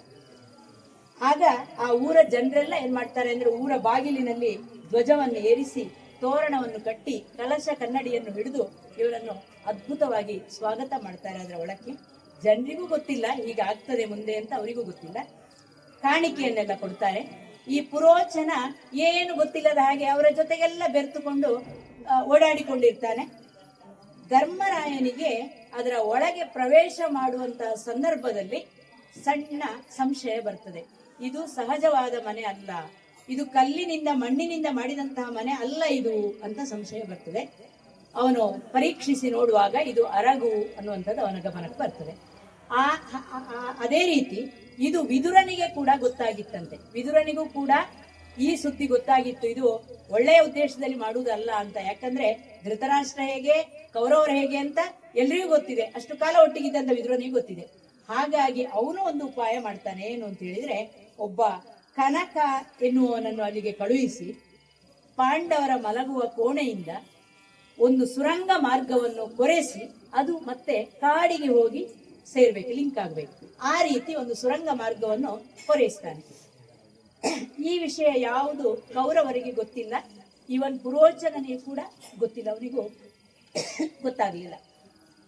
ಹೀಗೆ ಪುರೋಚನ ಏನ್ ಮಾಡ್ತಾ ಇದ್ದಾನೆ ಅಂದ್ರೆ, ಸಮಯ ಕಾಯ್ತಾ ಇದ್ದಾನೆ, ಯಾವಾಗ ಬೆಂಕಿ ಕೊಡುದು ಯಾವಾಗ ಅಂತ ಕೊಳ್ಳಿ ಇಡ್ಲಿಕ್ಕೆ ಕಾಯ್ತಾ ಇದ್ದಾನೆ. ಹೀಗಿರುವಾಗ ಅಲ್ಲಿ ಒಂದು ದಿನ ರಥೋತ್ಸವದ ಸಂದರ್ಭ ಬರ್ತದೆ. ಒಂದು ಊರ ಜಾತ್ರೆ ಇರ್ಬೋದು, ದೇವಸ್ಥಾನದ ಜಾತ್ರೆ ಇರ್ಬೋದು.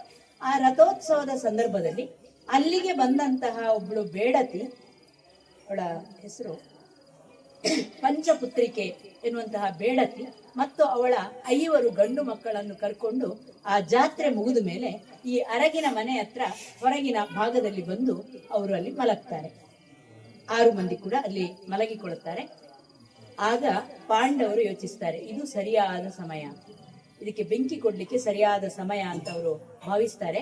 ಯಾಕಂದ್ರೆ ನಾಳೆ ಅದರ ಅವಶೇಷಗಳನ್ನು ನೋಡುವಾಗ ಕೌರವರಿಗೆ ಕಾಣುತ್ತದಲ್ಲ, ಒಂದು ಹೆಂಗಸು ಸತ್ತಿದ್ದಾಳೆ, ಮತ್ತೆ 5 ಗಂಡಸರು ಸತ್ತಿದ್ದಾರೆ, ಸರಿ ಹಾಗಿದ್ರೆ ಇಲ್ಲಿಗೆ ಮುಕ್ತಾಯ ಆಯ್ತು ಅಂತ ಭಾವಿಸ್ತಾರೆ ಅಂತ ಹೇಳಿ ಭಾವಿಸ್ಕೊಂಡು ಅದೇ ಸಂದರ್ಭದಲ್ಲಿ ಅದಕ್ಕೆ ಬೆಂಕಿ ಕೊಡ್ತಾರೆ. ಹೋಗ್ಲಿಕ್ಕೆ ಮೊದಲೇ ಸಿದ್ಧರಾಗಿದ್ದಾರೆ. ಆ ಸುರಂಗ ಮಾರ್ಗದ ಮೂಲಕ ಅವರು 6 ಮಂದಿ ಕೂಡ ಅಲ್ಲಿಂದ ತೆರಳುತ್ತಾರೆ. ಈಗ ಪುರೋಚನ ಗಾಢ ನಿದ್ರೆಯಲ್ಲಿದ್ದಾನೆ, ಅವನಿಗೆ ಈ ವಿಚಾರವೇ ಗೊತ್ತಿಲ್ಲ. ಏನಾಗ್ತದೆ, ಅವನು ನಿದ್ರೆಯೊಳು ಅರಿಯದಿರಲು ಆ ಭವನ ಮುಖದಲ್ಲಿ ಕಿಚ್ಚಿನೊಟ್ಟಿಸಿ ಪವನ ಸುತ ಸಹಿತವರು ಹಾಯ್ದರು ಬಿಲದ ಮಾರ್ಗದಲ್ಲಿ. ಅವರು ಬೆಂದರು ಮುನ್ನ ಬಳಿಕ ಭವನ ಪಂಕ್ತಿಗಳುರಿದು ಕರಗಿದವನಿಯಲಿ. ಬಳಿಕ ಭವನ ಪಂಕ್ತಿಗಳುರಿದು ಕರಗಿದವನಿಯಲಿ. ಹೊನಲಾಯ್ತು ಪುರಜನ ವೈದೆ ಬೆರಗಾಗಿ. ಹೀಗೆ ಪಾಂಡವರು ಬೆಂಕಿ ಇಟ್ಟು ಆ ಸುರಂಗ ಮಾರ್ಗದ ಮೂಲಕ ಅವರು ಗಮಿಸ್ತಾರೆ. ಇತ್ತ ಪುರೋಚನನು ತಾನು ಏನು ಕುಟಿಲ ಮಾಡಿದ್ದ ಅದೇ ಕುಟಿಲಕ್ಕೆ ಬಿದ್ದು, ಅದೇ ಬೆಂಕಿಗೆ ಬಿದ್ದು ಅವನು ಸತ್ತು ಹೋಗ್ತಾನೆ. ಈ ಬೇಡತಿ ಮತ್ತೆ ಅವನ ಮಕ್ಕಳು ಕೂಡ ಸತ್ತು ಹೋಗ್ತಾರೆ. ಇದು ಬೆಳಗಾಗುವಾಗ ಕಾಡ್ಗಿಚ್ಚಿನ ಹಾಗೆ ಸುದ್ದಿ ಇಡೀ ಹಬ್ಬುತ್ತದೆ. ಅದನ್ನು ಕಂಡಂತಹ ಊರಿನವರಿಗೆ ಬಹಳ ದುಃಖ ಆಗ್ತದೆ. ಯಾಕಂದ್ರೆ ಎಷ್ಟು ಸಂಭ್ರಮ ಪಟ್ಟಿದ್ರು ಪಾಂಡವರು ಬರುವಾಗ, ಈಗ ಅವರ ಲೆಕ್ಕದಲ್ಲಿ ಇದು ಪಾಂಡವರೇ, ಕುಂತಿ ಮತ್ತು ಪಾಂಡವರು ಸತ್ತು ಹೋದ್ರು ಅಂತ ಅನ್ನಿಸ್ತದೆ. ಹಾಗೆ ತುಂಬಾ ನೋವು ಪಟ್ಕೊಳ್ತಾರೆ. ಇರ್ಲಿ, ಅವರ ಕುಟಿಲವೇ ಗೆದ್ದು ಹೋಯ್ತಲ್ಲ, ಕೌರವರೇ ಇನ್ನು ರಹಿಸ್ತಾರೆ, ಪಾಂಡವರು ಇನ್ನು ಸ್ವರ್ಗದಲ್ಲಿ ಅವರು ರಾಜ್ಯವನ್ನು ಪಡಿತಾರೆ ಅಂತ ಮಾತಾಡಿಕೊಳ್ತಾರೆ. ಇತ್ತ ಹಸ್ತಿನಾವತಿಗೂ ಸುದ್ದಿ ಹೋಗ್ತದೆ. ಎದುರಿನಿಂದ ಕಣ್ಣೀರು ಸುರಿಸುವಂತಹ, ಮೊಸಳೆ ಕಣ್ಣೀರು ಸುರಿಸುವಂತಹ ಕೆಲಸವನ್ನು ಮಾಡ್ತಾರೆ. ಒಳಗಿಂದೊಳಗೆ ಓ ನಮ್ಮ ಉಪಾಯ ಫಲಿಸಿತಲ್ಲ ಅಂತ ಬಹಳ ಖುಷಿ ಪಡ್ತಾರೆ. ಶ್ರಾದ್ದಾದಿ ಕಾರ್ಯಗಳನ್ನೆಲ್ಲ ಮಾಡ್ತಾರೆ. ಮುಗಿದು ಹೋಯ್ತು ಅವರ ಬದುಕು ಅಂತ ಹೇಳಿ ಎಲ್ಲ ಕೆಲಸಗಳನ್ನು ಮಾಡಿ ಮುಗಿಸ್ತಾರೆ. ಇತ್ತ ಪಾಂಡವರು ಆ ಸುರಂಗ ಮಾರ್ಗದಿಂದ ದಟ್ಟ ಕಾನನಕ್ಕೆ ಪ್ರವೇಶ ಮಾಡಿದ್ದಾರೆ. ಕಗ್ಗತ್ತಲೆಯ ಕಾಡು ದಾರಿಯಲ್ಲಿ ನಡೀತಾ ಇದ್ದಾರೆ. ಕೋಮಲವಾದಂತಹ ಪಾದಗಳಿಂದ ಆ ಕಲ್ಲು ಮುಳ್ಳುಗಳಲ್ಲಿ ನಡಿಲಿಕ್ಕೆ ಸಾಧ್ಯ ಆಗ್ತದ? ಭೀಮ ಮತ್ತು ಅರ್ಜುನನ ಪಾದದಲ್ಲಿ ಕೂಡ ಪಾದದ ಅಡಿಯಲ್ಲಿ ಕೂಡ ರಕ್ತ ಸುರಿತಾ ಇದೆ ಅಂತೆ. ಹಾಗಿದ್ರೆ ಕುಂತಿಯ ಗತಿ ಏನು ಅಂತ ಯೋಚನೆ ಮಾಡಬಹುದು. ನಕುಲ ಸಹದೇವ ಹೇಗೆ ನಡಿಬೇಕು? ಆದ್ರಿಂದ ಭೀಮ ಏನ್ ಮಾಡ್ತಾನೆ ಅಂದ್ರೆ, ಅವರೆಲ್ಲರನ್ನು ಕೂಡ 4 ಮಂದಿಯನ್ನು ಕೂಡ ಅವನು ತನ್ನ ಹೆಗಲಲ್ಲಿ, ಕೈಯಲ್ಲಿ, ಇಲ್ಲಿ ಕೊರಳಲ್ಲಿ ಎಲ್ಲ ಇಟ್ಟುಕೊಂಡು ಅವನು ಮುನ್ನಡೀತಾ ಇರ್ತಾನೆ. ಕಲ್ಲು, ಬಂಡೆ, ಮರಗಳು ಏನ್ ಸಿಗ್ತದೆ ಎಲ್ಲವನ್ನು ಕೂಡ ದೂಡಿಕೊಂಡು ಅವನು ಮುಂದಕ್ಕೆ ಹೋಗ್ತಾ ಇದ್ದಾನೆ. ಆಗ ಇವರು ಮಾತಾಡಿಕೊಳ್ತಾರೆ, ಈ ಕುಂತಿ ಮತ್ತು ಉಳಿದವರು ಮಕ್ಕಳು ಮಾತಾಡಿಕೊಳ್ಳುತ್ತಾ ಇದ್ದಾರೆ. ಏನಂತ? ಉರಿಯ ಮನೆಯಲ್ಲಿ ಸಾಯಲಿಯದೆ ಸೆರಗ ಹಿಡಿದೆಳೆ ತಂದು ಕೊಯ್ದನು ಕೊರಳನ ಕಟ. ಭೀಮನೇ ಹಗೆ ಎಂದಳ ಕುಂತಿ ಅರಸ ಹಿಡಿಯಲಿ ದಾನವರು ನಿಂದಿರಿಕೆಯಲಿ ನುಂಗಲಿ ಕೃತಾರ್ಥರು ಧರೆಯುಳವೆಂದು ದರಿದರು ಮಾದ್ರಿ ಕುಮಾರಕರು.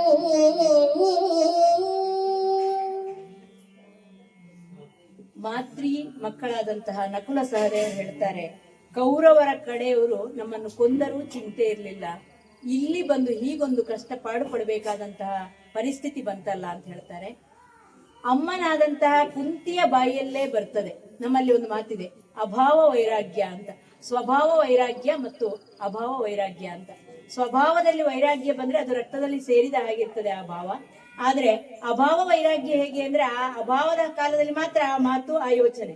ಇಲ್ಲ ಅಂದ್ರೆ ಯಾವ ತಾಯಿ ಕೂಡ ಅಂತ ಮಾತನ್ನು ಹೇಳುವುದಿಲ್ಲ ಮಕ್ಕಳ ಬಗ್ಗೆ. ಅದು ಇಂತಹ ಬಲಶಾಲಿಗಳಾದ ಮಕ್ಕಳ ಬಗ್ಗೆ ಯಾವ ತಾಯಿ ಹೇಳಲಿಕ್ಕೆ ಸಾಧ್ಯ ಇಲ್ಲ. ಆದ್ರೆ ಅವಳು ಹೇಳ್ತಾಳೆ ಏನು ಅಂತ ಹೇಳಿದ್ರೆ, ಆ ಅರಗಿನ ಮನೆಯಲ್ಲಾದ್ರೂ ಸತ್ತಾದ್ರೂ ಹೋಗ್ತಿದ್ದೆವು ನಾವು, ಅಲ್ಲಿಯೂ ಸಾಯ್ಲಿಕ್ಕೆ ಬಿಡದೆ ಈ ಭೀಮ ನಮ್ಮನ್ನು ಈ ರೀತಿ ಎಳೆದು ತಂದು ಈ ರೀತಿ ಪಾಡುಪಡಿಸ್ತಾ ಇದ್ದಾನಲ್ಲ, ಇವನೇ ವೈರಿ ನಮ್ಗೆ, ಕೌರವರು ವೈರಿಗಳಲ್ಲ, ಈ ಮಗನಾದ ಭೀಮನೇ ನಮ್ಗೆ ವೈರಿ ಅಂತ ಅಳಲು ತೋಡಿಕೊಳ್ತಾ ಇದ್ದಾಳೆ. ರಾಕ್ಷಸರಾದ್ರೂ ನಮ್ಮನ್ನು ನುಂಗಿ ಹಾಕಿದ್ರೆ ಅಂತ ನಕುಲ ಸಹದೇವರು ಹಪಾಪಿಸ್ತಾ ಇದ್ದಾರೆ. ಆಗ ಭೀಮನಿಗೆ ದುಃಖ ಆಗ್ತದೆ. ಯಾಕೆ ಅಂದ್ರೆ ಉಪಕಾರ ಮಾಡ್ಲಿಕ್ಕೆ ಹೋದಾಗ ಇಂತಹ ಅಪಖ್ಯಾತಿಯ ಮಾತುಗಳು ಅದು ಚೂರಿಯಲ್ಲಿ ಇರದ ಹಾಗೆ ಅಷ್ಟು ನೋವನ್ನು ತರ್ತದೆ. ಆದ್ರೆ ಈಗ ಅನಿವಾರ್ಯ, ಎಲ್ಲವನ್ನು ಸಹಿಸಿಕೊಳ್ಬೇಕು.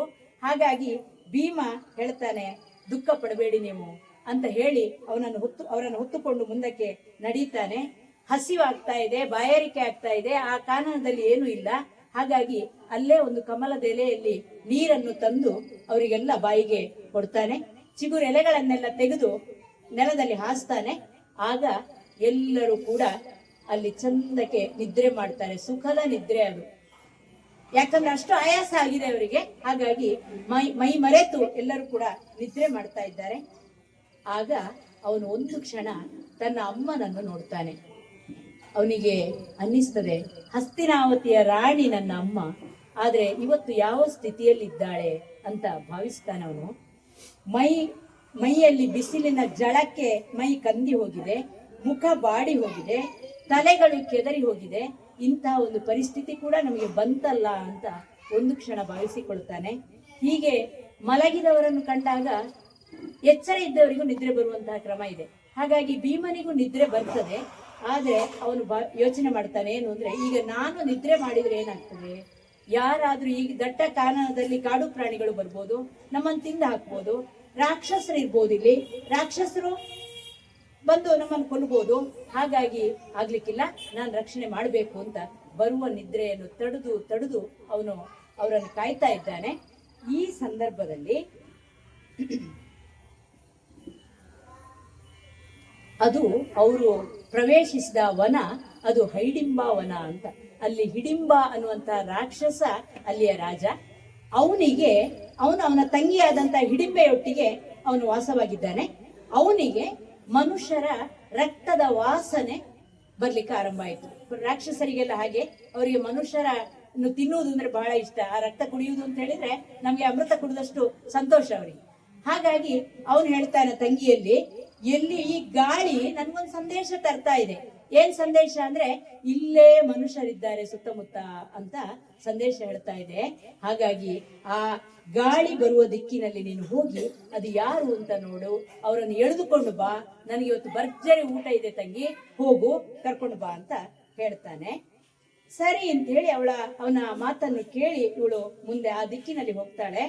ಹೋದಾಗ ಅಲ್ಲಿ ಕುಳಿತುಕೊಂಡಿರುವಂತಹ ವಾಯುಪುತ್ರ ಭೀಮನನ್ನು ಕಾಣುತ್ತಾಳೆ. ಸುಳಿದಲೆ, ಕೆಂಪು ಮೀಸೆ, ಕೆಂಗಣ್ಣುಗಳು, ಕಟ್ಟು ಮಸ್ತಾದಂತಹ ದೇಹ. ಇದನ್ನು ಕಂಡಾಗ ಆಕರ್ಷಿತಳಾದಂತಹ ಹಿಡಿಂಬೆ ಅಣ್ಣ ಹೇಳಿದ್ದೆ ಅಂತ ಮರೆತು ಹೋಗಿದೆ ಅವಳಿಗೆ. ಅವಳು ಬೇರೆಯೇ ಯೋಚಿಸ್ತಾಳೆ ಮನಸ್ಸೋತು. ಏನು? ಇವನ ರಮಣನ ಮಾಡಿಕೊಂಡು ಓಡುವೆನು ವಿಪಿನಾಂತರಕ್ಕೆ. ಇವನ ರಮಣನ ಮಾಡಿಕೊಂಡು ಓಡುವೆನು ವಿಪಿನಾಂತರಕ್ಕೆ. ಮುನಿದವ ನಿವರಿರೈವರ ತಿನ್ನಲಿ ಮರದಡಿಯಲ್ಲಿ ಮಲಗಿದರ. ಇವನು ತನ್ನಯ ರೌದ್ರಮಯ ರೂಪವನು ಕಂಡರೆಯೇ. ಇವನು ತನ್ನಯ ರೌದ್ರಮಯ ರೂಪವನು ಕಂಡರೆ ಹೆದರುವನಲ. ಯುವತಿಯ ಹೆನೆಂದ ಸುರೆ ಸುಳಿದಳು ದಿವ್ಯ ರೂಪಿನಲಿ. ಸುಳಿದಳು ದಿವ್ಯ ರೂಪಿನಲಿ. ಪ್ರೀತಿಗೆ ಕಣ್ಣಿಲ್ಲ ಅಂತ ಹೇಳ್ತಾರೆ. ಅದು ಎಲ್ಲಿ ಹುಟ್ಟಿಕೊಳ್ಳುತ್ತದೆ, ಯಾರ ಜೊತೆ ಹುಟ್ಟಿಕೊಳ್ಳುತ್ತದೆ ಅಂತ ಹೇಳಲಿಕ್ಕೆ ಸಾಧ್ಯ ಇಲ್ಲ. ರಾಕ್ಷಸರಿಗಂತೂ ಅದು ಸತ್ಯಸ್ಯ ಸತ್ಯ. ಹಾಗಾಗಿ ಈಗ ಆ ಸುಂದರಾಂಗನನ್ನು ಕಂಡ ಕೂಡಲೇ ಇವಳು ಬೇರೆ ಯೋಚನೆ ಮಾಡ್ತಾಳೆ. ಏನ್ ಮಾಡುವ ಈಗ? ಇವನನ್ನು ನಾನು ಕೂಡಿಕೊಂಡು ಇಲ್ಲಿಂದ ಪರಾರಿಯಾಗಬೇಕು, ಹಾಗೆ ಹೋಗಿ ಇವನೊಂದಿಗೆ ನಾನು ವಿವಾಹವಾಗಬೇಕು. ಇಲ್ಲಿ ಉಳಿದಂತಹ 5 ಜನ ಇದ್ದಾರಲ್ಲ ಅವರನ್ನು ಆ ಬಳಿಕ ನನ್ನ ಅಣ್ಣ ಬರ್ತಾನೆ, ಹೇಗಿದ್ರು ಕೂಡ ಯಾಕೆ ಬರ್ಲಿಲ್ಲ ತಂಗಿ ಅಂತ ಲೆಕ್ಕ ಹಾಕೊಂಡು ಬರ್ತಾನೆ, ಬಂದು ಅವರನ್ನು ತಿಂತಾನೆ. ಅಲ್ಲಿಗೆ ಅವರ ಕಥೆ ಮುಗೀತದೆ, ನಮ್ಮ ಪ್ರಣಯಕ್ಕೆ ಏನು ತೊಂದರೆ ಇಲ್ಲ. ಹಾಗಾಗಿ ನಾನು ಈ ಯೋಚನೆ ಮಾಡುವ ಅಂತ ಯೋಚಿಸ್ತಾಳೆ. ಯೋಚಿಸಿ ಒಮ್ಮೆ ತನ್ನನ್ನೇ ತಾನು ಶರೀರವನ್ನು ನೋಡಿಕೊಳ್ಳುತ್ತಾಳೆ. ಹೇಗಿದ್ದಾಳೆ? ಭಯಂಕರವಾದಂತಹ ರೂಪ, ರಾಕ್ಷಸನ ರೂಪ ಹೇಗಿದೆ ಎಂದು ಗೊತ್ತಿದೆ. ಈ ರೂಪದಲ್ಲಿ ನಾನು ಈ ಸುಂದರಾಂಗನ ಎದುರು ಹೋದ್ರೆ ಅವ ಒಪ್ಪಿಕೊಳ್ಳಿಕ್ಕೆ ಸಾಧ್ಯ ಉಂಟಾ? ನನ್ನನ್ನು ಒಪ್ಪಿಕೊಳ್ತಾನ? ಆಗ್ಲಿಕ್ಕಿಲ್ಲ. ಹಾಗಾಗಿ ನಾನೀಗ ಸುಂದರಳಾದಂತಹ ಯುವತಿಯ ರೂಪವನ್ನು ಧರಿಸಿಕೊಳ್ಬೇಕು. ರಾಕ್ಷಸರಿಗೆ ಆ ಶಕ್ತಿ ಇದೆ ಅಂತ ಕೇಳಿದ್ದೇವೆ ನಾವು ಪುರಾಣಗಳಲ್ಲಿ. ಹಾಗಾಗಿ ನಾನು ಆ ರೂಪವನ್ನು ಧರಿಸಬೇಕು ಅಂತ ಹೇಳಿ ಅವಳು ಸುಂದರಿಯಾದಂತಹ ತರುಣಿಯ ರೂಪವನ್ನು ಧರಿಸಿಕೊಂಡು ಮುಂದುವರಿತಾಳೆ. ಅವಳ ಕಣ್ಣ ಕಾಂತಿಗೆ ಕಾಡಿನ ಕತ್ತಲು ಕೂಡ ಮಾಯವಾಯಿತಂತೆ. ಹಾಗೆ ದೇಹದ ಸುಗಂಧಕ್ಕೆ ಅಲ್ಲಿರುವಂತಹ ದುಂಬಿಗಳೆಲ್ಲ ಬಂದು ಮುತ್ತಿಕೊಂಡುವಂತೆ. ಅವಳು ಮುಂಗುರುಳು ತೂಗಾಡುತ್ತಾ ಇದೆ. ಈ ಲಾವಣ್ಯದ ಯುವತಿ ಭೀಮನ ಎದುರು ಇತ್ತಿಂದತ್ತ ಚಲಿಸ್ತಾ ಇದ್ದಾಳೆ. ಬಹುಶಃ ಭೀಮನಿಗೆ ಇದನ್ನು ನೋಡುವ ಮನಸ್ಥಿತಿಯೂ ಇಲ್ಲ, ಆ ಯೋಚನೆ ಕೂಡ ಅವನಿಗೆ ಇಲ್ಲ, ಅವನು ಗಮನಿಸುವುದೇ ಇಲ್ಲ. ಕೊನೆಗೆ ಇವಳೇ ಮಾತನ್ನು ಮುಂದುವರಿಸ್ತಾಳೆ. ನೀನು ಯಾರು? ಈ 5 ಕೋಮಲಕಾಯರಾದಂತಹ ಈ ಶರೀರಗಳಿದ್ದಾರಲ್ಲ, ಇವರು ಯಾರು? ಯಾಕೆ ಈ ದಟ್ಟವಾದ ಕಾನನಕ್ಕೆ ನೀವು ಬಂದಿದ್ದೀರಿ ಅಂತ ಕೇಳ್ತಾಳೆ. ಆದ್ರೆ ಅವನು ಯಾವುದಕ್ಕೂ ಉತ್ತರಿಸುವುದಿಲ್ಲ. ಅವನು ಒಂದೇ ಮರುಪ್ರಶ್ನೆ ಕೇಳ್ತಾನೆ, ನೀನು ಯಾರು ಅಂತ ಕೇಳ್ತಾನೆ. ಆಗ ಅವಳು ವಿಷಯ ಹೇಳ್ತಾಳೆ. ಈ ಹಿಡಿಂಬ ವನದ ಅರಸನಾದಂತಹ ಹಿಡಿಂಬನ ತಂಗಿ ನಾನು ಅಂತ ಹೇಳ್ತಾಳೆ. ಸತ್ಯವೇ ಹೇಳ್ತಾಳೆ, ಮಾತ್ರ ಸುಳ್ಳು ಹೇಳುವುದಿಲ್ಲ. ಮಾತ್ರ ಅಲ್ಲ, ಅವಳು ಹೇಳ್ತಾಳೆ, ಈ ಗಾಡಿಗೆ ಮನುಷ್ಯರಾಗ್ಲಿ ದೇವತೆಗಳಲ್ಲಿ ಯಾರು ಬರುವ ಹಾಗಿಲ್ಲ, ಬರ್ಲಿಕ್ಕೆ ಸಾಧ್ಯ ಇಲ್ಲ. ಆದ್ರೆ ನೀವು ಹೇಗೆ ಬಂದ್ರಿ ಅಂತ ನನ್ಗೆ ಆಶ್ಚರ್ಯ. ಯಾಕೆ ಬಂದ್ರಿ ನೀವು ಅಂತ ಕೇಳ್ತಾಳೆ ಅವಳು. ಅವನು ಹೇಳ್ತಾನೆ, ನಾನು ಅದನ್ನೆಲ್ಲ ಹೇಳಲಿಕ್ಕೆ ಮೊದಲು ಈಗ ನೀನು ಯಾಕೆ ಇಲ್ಲಿಗೆ ಬಂದದ್ದು ಅದನ್ನು ಹೇಳು, ಬಂದ ಕಾರಣವನ್ನು ಹೇಳು. ಆಗ ಸತ್ಯವನ್ನು ಹೇಳ್ತಾಳೆ. ಅವನು ಹೇಳ್ತಾನೆ, ಹಾಗಿದ್ರೆ ಅಣ್ಣನನ್ನು ಮೊದಲು ಬರ್ಲಿಕ್ಕೆ ಮಾಡು, ಆಮೇಲೆ ನಿನ್ನ ಅಣ್ಣನ ಹತ್ರ ಮಾತಾಡಿದ್ಮೇಲೆ ಮತ್ತೆ ನಿನ್ನ ಹತ್ರ ಮಾತಾಡ್ತೇನೆ ಅಂತ ಹೇಳ್ತಾನವನು. ಆಗ ಅತ್ತ ಅಣ್ಣ ಯೋಚನೆ ಮಾಡ್ತಾ ಇದ್ದಾನೆ, ಆಗ ಕಳಿಸಿಕೊಟ್ಟಿದ್ದೇನೆ ನನ್ನ ತಂಗಿಯನ್ನು, ಎಂತ ಮಾಡ್ತಾ ಇದ್ದಾಳೆ ಅವಳು, ಎಲ್ಲಿಗೆ ಹೋಗಿದ್ದಾಳೆ ಅಂತ ಅವನು ಯೋಚಿಸ್ತಾ ಇದ್ದಾನೆ. ಅನುಜೆ ತಳುವಿದಳೆಂದು ಗಕ್ಕದ ಕಂಠನುರಿದಿದ್ದನು. ಮಹಿಮಂಡಲವನು ಗ್ರಾಂಬಕನ ಡೊಂಬಿನಲಿ ಅನಿಲ ಸುತನಿದಿರೆದ್ದ ಈತನೆ ತನುಜೆ ನಿನ್ನವನಾಯ್ತು. ತಪ್ಪೇನೆನುತ ಹಳಚಿದೊಡ ಹಿಡಿಂಬಕ ಜಡಿದು ಪೊಬ್ಬಿರಿದ. ಈಗ ಹಿಡಿಂಬನ ರೌದ್ರಾವತಾರ ಕಾಣ್ತಾ ಇದೆ. ಯಾಕೆ ಬರ್ಲಿಲ್ಲ ತಂಗಿ ಅಂತ ರೋಷದಿಂದ ಕಂಠ ಗದ್ಗದವಾಗಿ ನೆಲವನ್ನು ಒದ್ದು ರೌದ್ರಾವತಾರದಲ್ಲಿ ಭೀಮನ ಬಳಿಗೆ ಬರ್ತಾನೆ. ಯುದ್ಧ ಆರಂಭ ಆಗ್ತದೆ. ಹಿಡಿಂಬ ಭೀಮನನ್ನು ಗುದ್ದಿ ಗರ್ಜಿಸ್ತಾನೆ. ಭೀಮ ಹೇಳ್ತಾನೆ, ಒದರಬೇಡ, ಇಲ್ಲೇ ಮಲಗಿದ್ದಾರೆ, ಎಚ್ಚರ ಆಗ್ತದೆ ಅವರಿಗೆ, ನನ್ನೊಟ್ಟಿಗೆ ಯುದ್ಧ ಮಾಡು, ಬೊಬ್ಬೆ ಹಾಕಬೇಡ ನೀನು ಅಂತ ಹೇಳ್ತಾನೆ. ಹಾಗೆ ಪ್ರತಿಯಾಗಿ ಹಿಡಿಂಬನೂ ಭೀಮನನ್ನು ಬೆನ್ನಿಗೆ ಗುದ್ದುತ್ತಾನೆ. ದೊಡ್ಡ ಮರವೊಂದನ್ನು ಕಿತ್ತು ಭೀಮನ ಮೇಲೆ ಬಿಸಾಡ್ತಾನೆ. ಭೀಮ ರಾಕ್ಷಸನ ಪಕ್ಕೆಲುಬನ್ನು ಮುರಿತಾನೆ. ಅಲ್ಲಿಗೆ ರಕ್ತ ಕಾರಿ ಹಿಡಿಂಬ ಬಿದ್ದು ಸತ್ತು ಹೋಗ್ತಾನೆ. ಈ ಹೋರಾಟದ ಸದ್ದಿನಿಂದ ಪಾಂಡವರಿಗೆ ಮತ್ತೆ ಕುಂತಿಗೆ ಎಚ್ಚರ ಆಗ್ತದೆ. ಎಷ್ಟೇ ನಿಶಬ್ದವಾಗಿ ಅಂತ ಹೇಳಿದ್ರು ಕೂಡ ಯುದ್ಧ ಆಗುವಾಗ ಅದು ಕಾಡಾಕಾಡಿ ಯುದ್ಧ. ಹಾಗಾಗಿ ಅವರಿಗೆ ಎಚ್ಚರ ಆಗಿ ನೋಡುವಾಗ ದೊಡ್ಡ ದೈತ್ಯ ಗಾತ್ರದ ರಾಕ್ಷಸ ಬಿದ್ದಿದ್ದಾನೆ, ಸತ್ತಿದ್ದಾನೆ. ಕೇಳ್ತಾರೆ, ಯಾಕೆ ಹೀಗೆ ಆಯ್ತು? ಯಾಕೆ ನಮ್ಮನ್ನ ಎಬ್ಬಿಸಬಾರ್ದಿತ್ತ? ನೀನು ನಮ್ಮನ್ನ ಇಲ್ಲಿಗೆ ಹೊತ್ತು ತಂದೆ, ನಿಮಗೆ ಸುಸ್ತಾಗಿದೆ. ಅದರ ಮೇಲೆ ಈ ರಾಕ್ಷಸನೊಟ್ಟಿಗೆ ನೀನು ಒಬ್ಬನೇ ಹೋರಾಡಿದೆಯಲ್ಲ, ಯಾಕೆ ಕರೀಲಿಲ್ಲ ನಮ್ಮನ್ನು? ಯಾಕೆ ಹೀಗಾಯ್ತು? ಏನಾಯ್ತು? ಯಾಕೆ ಏಕಾಗಿ ಹೋರಾಟ ಮಾಡಿದಿ ಅಂತ ಕೇಳ್ತಾರೆ. ಆಗ ಎಲ್ಲ ವಿಚಾರವನ್ನು ಅವನು ಭೀಮ ಹೇಳ್ತಾನೆ. ಆಗ ಮತ್ತೆ ಇವಳು ಶುರು ಮಾಡ್ತಾಳೆ, ಹಿಡಿಂಬೆ, ಏನು, ನನ್ನನ್ನು ಮದುವೆಯಾಗು. ಈಗ ಅಣ್ಣ ಸತ್ತದ್ದು ಅವಳಿಗೆ ಯೋಚನೆ ಇಲ್ಲ, ಈಗ ಬೇಸರ ಇಲ್ಲ. ಭೀಮನನ್ನು ಕಂಡ ಮೇಲೆ ಈಗ ಮನಸ್ಸು ಬೇರೆ ಕಡೆ ಹೋಗುದಿಲ್ಲ. ಹಾಗಾಗಿ ಮದುವೆಯಾಗು ಅಂತ ಹೇಳ್ತಾಳೆ. ಒಪ್ಪುದಿಲ್ಲ. ಕುಂತಿ, ಧರ್ಮರಾಯ ಮತ್ತು ಅರ್ಜುನನ ಮೂಲಕ ಹೇಳಿಸ್ಲಿಕ್ಕೆ ಪ್ರಯತ್ನ ಮಾಡ್ತಾಳೆ. ಆದ್ರೆ ಅವರ ಮಾತನ್ನು ಕೂಡ ಅವನು ಕೇಳುವುದಿಲ್ಲ. ಆಗ ಸ್ವತಃ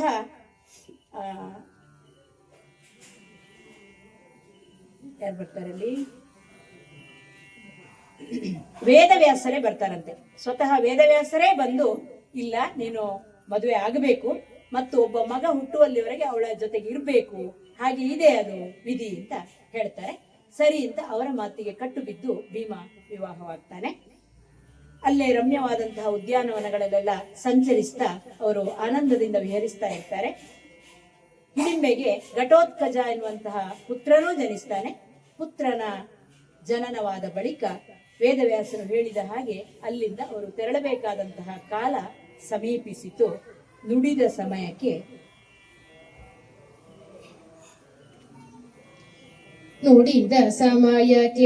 ನೀವು ಬಹುದೆಂದೋ, ನುಡಿದ ಸಮಯಕ್ಕೆ ನೀವು ಬಹುದೆಂದೋ, ಒಡಬಡಿಸಿ ಸುತ ಸಹಿತ ಕಳುಹಿಯೇ ಮಡದಿಯನು, ಒಡಬಡಿಸಿ ಸುತ ಸಹಿತ ಕಳುಹಿಯೇ ಮಡದಿಯನು. ಹೈಡಿಂಬ ರಾಜ್ಯಕ್ಕೆ ಒಡೆತನವನಿತ್ತು, ಹೈಡಿಂಬ ರಾಜ್ಯಕ್ಕೊಡೆತನವನಿತ್ತು. ನಡೆದು ಬರುತ್ತಿರೇ ಶಾಲಿಹೋತ್ರನ ನಡುವೆ ಕಂಡು ಉಪಚರಿಸಿ, ವಿದ್ಯೆಯ ಪಡೆದು ಸಮ್ಮುಖರಾಗಿ ಬಂದರು ವಿಪ್ರವೇಶದಲ್ಲಿ. ವೇದವ್ಯಾಸರು ಹೇಳಿದ ಹಾಗೆ ಮಹಾಪರಾಕ್ರಮಿಯಾದಂತಹ ಘಟೋತ್ಕಜನ ಜನನವಾಗಿದೆ. ಹಾಗಾದ್ರೆ ಸಮಯ ಸಮೀಪಿಸಿದೆ, ಇಲ್ಲಿಂದ ನಾವು ಅಗಲಬೇಕಾದಂತಹ ಸಮಯ ಸಮೀಪಿಸಿದೆ ಅನ್ನೋದನ್ನು ಅರ್ಥ ಮಾಡಿಕೊಡ್ತಾರೆ. ಹೈಡಿಂಬ ರಾಜ್ಯಕ್ಕೆ ಈಗ ರಾಜ ಇಲ್ಲ. ಹಾಗಾಗಿ ಹಿಡಿಂಬೆಯನ್ನೇ ಅಲ್ಲಿ ರಾಣಿಯಾಗಿ ಕೂರಿಸ್ತಾಳೆ. ಹೇಗೂ ಮಗ ಘಟೋತ್ಕಜ ಇದ್ದಾನೆ, ಮುಂದೆ ದೊಡ್ಡವನಾಗಿ ಅವನು ಆ ಜವಾಬ್ದಾರಿಯನ್ನು ತಗೊಳ್ತಾನೆ. ಅಲ್ಲಿಂದ ಅವರು ತೆರಳುತ್ತಾರೆ. ಮುಂದೆ ಹಾಗೆ ಹೋಗುವಾಗ ಶಾಲಿಹೋತ್ರ ಮುನಿ ಅಂತ ಒಬ್ರು ಮುನಿಗಳು ಸಿಗ್ತಾರೆ. ಅವರನ್ನು ಉಪಚರಿಸಿ ಅವರಿಂದ ವಿದ್ಯೆಯನ್ನು ಕಲಿತಾರೆ. ಅನಾಥೋ ದೈವರಕ್ಷಕ ಅಂತ ನಮ್ಮಲ್ಲಿ ಮಾತಿದೆ. ಯಾರು ಸಿಗ್ತಾರೋ ಅವರಿಂದ ಏನು ಸಿಗ್ತದೋ ಅದನ್ನು ಪಡೆಯುವಂಥದ್ದು ಧರ್ಮ. ಹೊಟ್ಟೆಗೆ ಏನ್ ಸಿಗ್ಲಿಲ್ಲ ಅಂದ್ರೆ ಯಾರು ಏನ್ ಕೊಡ್ತಾರೋ ಅದನ್ನು ಭಿಕ್ಷಾನ್ನ ರೂಪದಲ್ಲಿ ತಿನ್ನೋದು. ಯಾರೋ ಮುನಿಗಳು ಸಿಕ್ಕಿದ್ರು ಅಂದ್ರೆ ಅವರಿಂದ ಏನು ವಿದ್ಯೆ ಕಲೀಲಿಕ್ಕಾಗ್ತೋ ಅದನ್ನು ಕಲಿಯೋದು. ಹಾಗೆ ಈಗ ಅವರಿಂದ 16 ಕಲೆಗಳ ಅಶ್ವಹೃದಯವನ್ನು ಅರ್ಜುನ ಕಲಿತಾನೆ. ಹಾಗೆ ಸೂಪಶಾಸ್ತ್ರವನ್ನು ಭೀಮ ಕಲಿತಾನೆ. ಹಾಗೆ ಬ್ರಹ್ಮ ವಿದ್ಯೆ ಮತ್ತು ಧರ್ಮಶಾಸ್ತ್ರವನ್ನು ಎಲ್ಲರೂ ಒಟ್ಟಾಗಿ ಕಲಿತುಕೊಳ್ತಾರೆ. ಅಲ್ಲಿಂದ ಅವರಿಂದ ಬೀಳ್ಕೊಂಡು ಮುಂದಕ್ಕೆ ಹೋಗ್ತಾರೆ. ಅವರು ಉತ್ತರೋತ್ತರ ಅಭಿವೃದ್ಧಿಯಾಗಲಿ, ನಿಮಗೆ ಒಳ್ಳೇದಾಗ್ತದೆ ಅಂತ ಹರಸಿ ಹಾರೈಸಿ ಅವರನ್ನು ಮುಂದಕ್ಕೆ ಕಳುಹಿಸಿಕೊಡ್ತಾನೆ. ಹೀಗೆ ಪಾಂಡವರು ವೀರನಾರಾಯಣನ ಅನುಗ್ರಹದಿಂದ ಮುಂದಕ್ಕೆ ಹೋಗಿ ವಟುಗಳ ವೇಷದಲ್ಲಿ, ವಿಪ್ರರ ವೇಷದಲ್ಲಿ ಹೋಗಿ ದ್ರೌಪದಿ ಸ್ವಯಂವರದ ಮಂಟಪವನ್ನು ಮುಂದಕ್ಕೆ ಪ್ರವೇಶಿಸ್ತಾರೆ ಅಂತ ಹೇಳುವಲ್ಲಿಗೆ ನಮ್ಮ ಇವತ್ತಿನ ಈ ಪ್ರಸಂಗವನ್ನು ನಾವು ಮುಗಿಸ್ತಾ ಇದ್ದೇವೆ.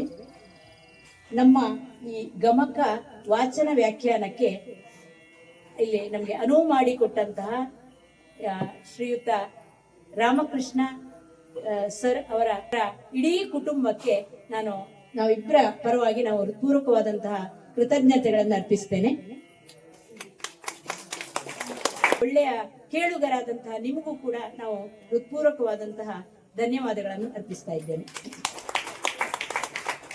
ಮತ್ತೆ ಸುಶ್ರಾವ್ಯ ಕಂಠದ ಗಾಯಕಿ, ಅವರು ಯಕ್ಷಗಾನವನ್ನು ಕೂಡ ಬಹಳ ಚೆನ್ನಾಗಿ, ಭಗವತಿಗೆಯನ್ನು ಕೂಡ ಮಾಡ್ತಾರೆ. ಅವರು ನನ್ನ ಜೊತೆಯಾಗಿ ಸಿಕ್ಕಿದ್ದು ನನ್ನ ಯೋಗ ಅಂತ ನಾನು ಭಾವಿಸ್ತೇನೆ. ಶ್ರೀವಿದ್ಯನಿಗೂ ಕೂಡ ಹೃತ್ಪೂರ್ವಕವಾದಂತಹ ಧನ್ಯವಾದಗಳು. ಕರ್ನಾಟಕ ಗಮಕ ಕಲಾ ಪರಿಷತ್ತಿನ ವತಿಯಿಂದ ಮನೆ ಮನೆ ಗಮಕ ಕಾರ್ಯಕ್ರಮ ಈಗಾಗಲೇ 20ರ ಹೆಜ್ಜೆಯನ್ನ ದಾಟಿ ಮುಂದೆ ಸಾಗ್ತಾ ಉಂಟು. ಇವತ್ತಿನ ಇದರಲ್ಲಿ ಮನೆ ಮನೆ ಗಮಕ ಅಂತ ಹೇಳುವಂತಹ ಬೋರ್ಡ್ ಅನ್ನ ಹಾಕಲಿಲ್ಲ, ಆದರೆ ಮನೆಯಲ್ಲಿ ಆದಂತಹ ಗಮಕ ಆದ ಕಾರಣ ಇದು ಮನೆ ಮನೆ ಗಮಕಕ್ಕೆ ಸೇರಿಕೊಳ್ಳುವಂತಹ ಒಂದು ಕಾರ್ಯಕ್ರಮ. ಆರಂಭದಲ್ಲಿ ಹೇಳಿದ ಹಾಗೆ ದುರ್ಗಾದೇವಿಯ ಆರಾಧನೆಯ ಜೊತೆಗೆ ಕಲಾಪಾಸನೆಯು ಕೂಡ ನಮ್ಮ ಮನೆಯಲ್ಲಿ ನಿರಂತರವಾಗಿ ನಡೀತಾ ಉಂಟು. ಹಾಗೆ ಈ ದಿವಸವೂ ಕೂಡ ಗಮಕ ಕಲಾ ಕಾರ್ಯಕ್ರಮ ಬೋರ್ಡ್ ಹಾಕಿದ್ದೆ, ಗಮಕ ವೈವಿಧ್ಯ ಅಂತ ಹೇಳಿ. ನಮ್ಮ ಜಯರಾಮಣ್ಣ ಹೇಳಿದರು, ಮತ್ತೆ ಅವರ ಮನೆಯವರು ಹೇಳಿದರು, ಕಾರ್ಯಕ್ರಮ ಗಮಕ ವೈವಿಧ್ಯ, ಹಾಡುವವರು ಶ್ರೀವಿದ್ಯಾ ಅಂತ ಹೇಳಿ. ಹಾಗೆ ಅದಕ್ಕೊಂದು ಪ್ರಾಸ ಉಂಟು. ಅದು ವೈವಿಧ್ಯ ಆಗಬೇಕು ಅಂತ ಹೇಳಿದ್ರೆ ಕೇವಲ ಶ್ರೀವಿದ್ಯೆ ಒಬ್ಬಳು ಹಾಡಿದ್ರೆ ವೈವಿಧ್ಯ ಆಗುವುದಿಲ್ಲ. ಆ ಕಾರಣಕ್ಕಾಗಿ ನಾನು ಜಯರಾಮಣ್ಣನನ್ನೇ ಕರೀತಾ ಇದ್ದೇನೆ. ಒಂದೆರಡು ಹಾಡುಗಳನ್ನ ನಮಗಾಗಿ ಹಾಡಬೇಕು, ನಾವೆಲ್ಲರೂ ಅವರ ಹಾಡಿಗೆ ಕಿವಿಯಾಗೋಣ ಅಂತ ಹೇಳಿ ಕೇಳ್ತಾ ಇದ್ದೇನೆ. ಶುಕ್ಲಾಂಬರಧರಂ ವಿಷ್ಣುಂ ಶಶಿವರ್ಣಂ ಚತುರ್ಭುಜಂ ಪ್ರಸನ್ನವದನಂ ಧ್ಯಾಯೇತ್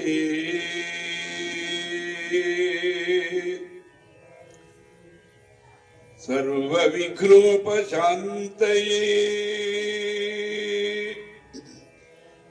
ಅಗಜಾನನ ಪದ್ಮಾರ್ಕಂ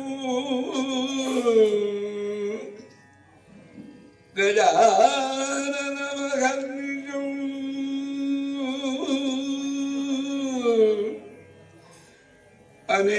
ಅನೇಕದಂತಂ ಭಕ್ತಾನಾಂ ಏಕದಂತಮುಪಾಸ್ಮಹೇ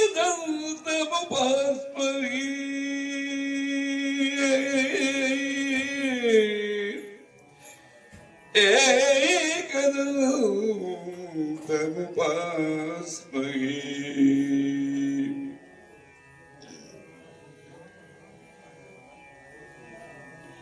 ಗಜಮುಖನೆ ಮೆರೆವೆ ಕದಂತನೆ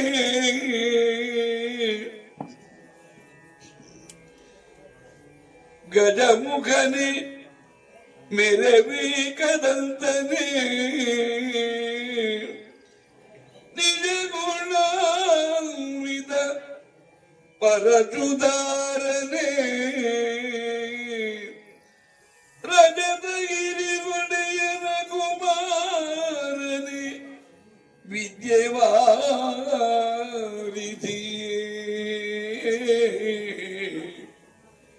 ಅಜನು ಹರಿ ರುದ್ರಾದಿಗಳು ನೆರೆ ಭಜಿಸುತ್ತಿಗಳ ಅನವರತ ನಿಂದನು ತ್ರಿಜಗವಂದಿತ ಗಣಪ ತ್ರಿಜಗವಂದಿತ ಗಣಪ ಮಾಡ್ಪುದು ಮತಿಗೆ ಮಂಗಳ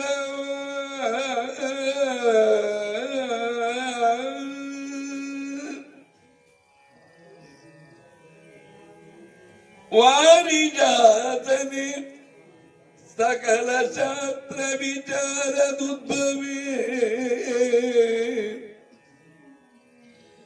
ವಾರಿಜಾಸನೆ ಸಕಲ ಶಾಸ್ತ್ರ ವಿಚಾರದುದ್ಭವೇ ವಚನ ರಚನೋದ್ಧಾರೆ ಶ್ರುತಿ ಪೌರಾಣದಾಗಮ ಸಿದ್ಧಿದಾಯಕಿಯೇ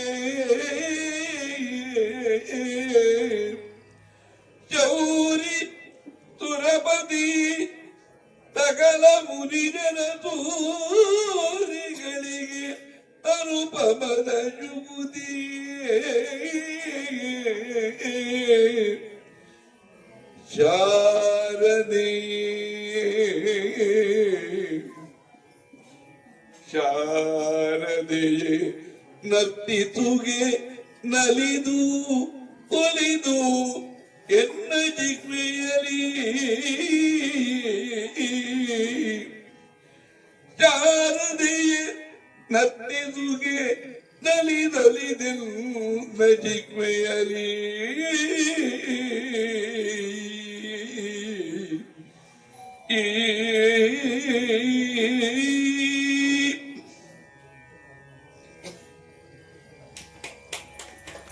ಯದಾ ಯದಾ ಹಿ ಧರ್ಮಸ್ಯ ಗ್ಲಾನಿರ್ಭವತಿ ಭಾರತ ಅಭ್ಯುತ್ಥಾನಮಧರ್ಮಸ್ಯ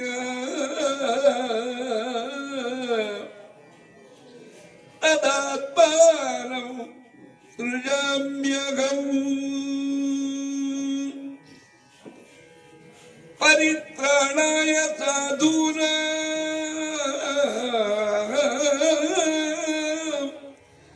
ವಿನಾಶಾಯ ದುಷ್ಕೃತಾಂ ಧರ್ಮ ಸಂಸ್ಥಾಪನಾರ್ಥಾಯ ಸಂಭವಾಮಿ ಯುಗೇ ಯುಗೇ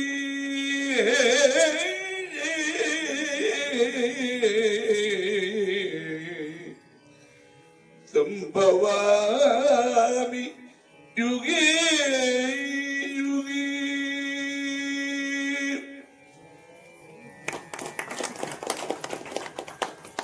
ಅತ್ಯಂತ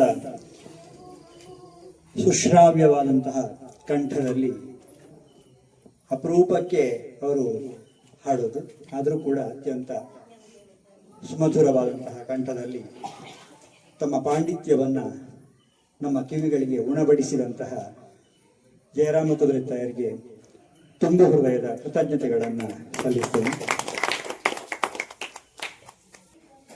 ಅರಗಿನ ಮನೆ ಕಥೆಯನ್ನು ತೆಗೆದುಕೊಂಡ್ರು, ತುಂಬ ಒಳ್ಳೆಯ ರೀತಿಯಲ್ಲಿ ಪ್ರಸ್ತುತಿಯನ್ನು ಪಡಿಸಿದರು. ಅರಗಿನ ಮನೆ ಕಥೆಯನ್ನು ತೆಗೆದುಕೊಂಡ್ರು, ತುಂಬ ಒಳ್ಳೆಯ ರೀತಿಯಲ್ಲಿ ಪ್ರಸ್ತುತಿಯನ್ನು ಪಡಿಸಿದರು. ಎಲ್ಲರದ್ದು ಕೂಡ ಅರಗಿನ ಮನೆ. ಯಾವ ಮನೆಗಳು ಶಾಶ್ವತ ಅಲ್ಲ. ಶಾಶ್ವತವಲ್ಲದಂತಹ ಮನೆಗಳಲ್ಲಿ ಹೇಗೆ ನಾವು ಬಿಲದೊಳಗೆ ನುಸುಳಿಕೊಂಡು ಜೀವನವನ್ನು ನಡೆಸಬೇಕು ಹೇಳುವಂತಹ ಪಾಠವನ್ನ ಮಹಾಭಾರತದ ಕಥೆ ಪಾಂಡವರ ಮೂಲಕ ನಮಗೆ ತಿಳಿಸುತ್ತದೆ. ಅಂತಹ ಒಳ್ಳೆಯ ಕಥಾಭಾಗವನ್ನ ದುರ್ಗಾ ಪರಮೇಶ್ವರಿ ದೇವರಿಗೆ ಅರ್ಪಿಸಿದಂತಹ ಇಬ್ಬರು ಕಲಾವಿದರಿಗೂ ಕೂಡ ಮನೆಯವರ ಪರವಾಗಿ ನಮ್ಮ ನಿಮ್ಮೆಲ್ಲರ ಪರವಾಗಿ ತುಂಬ ಹೃದಯದ ಕೃತಜ್ಞತೆಗಳನ್ನ ಸಲ್ಲಿಸ್ತಾ ಇದ್ದೇನೆ. ಇಬ್ಬರನ್ನು ಕೂಡ ಗೌರವಿಸಬೇಕು ಅಂತ ಹೇಳಿ ನಾನು ನಮ್ಮ ಮನೆಯವರ ಹತ್ರ ಕೇಳಿಕೊಳ್ತಾ ಇದ್ದೇನೆ. ಬನ್ನಿ ಮೇಡಮ್. ಹಾಗೆ ಬೇಕು ಅಂತ ಹೇಳಿ ಅವರಲ್ಲಿ ವಿನಂತಿಸ್ತಾ ಅವರನ್ನು ಕೂಡ ಗೌರವಿಸ್ತಾ ಇದ್ದೇವೆ. ತುಂಬ ಹೃದಯದ ಧನ್ಯವಾದಗಳು ಮೇಡಮ್. ವೇದ ಪಾರಾಯಣದ ಫಲ ಗಂಗಾದಿ ತೀರ್ಥ ಸ್ನಾನ ಫಲ ಕೃಚ್ಛಾದಿ ತಪಸಿನ ಫಲವೋ ಜ್ಯೋತಿಷ್ಠೋಮ ಯಾಗ ಫಲ ಮೇದಿನಿಯ ನೊಲಿದಿತ್ತ ಫಲ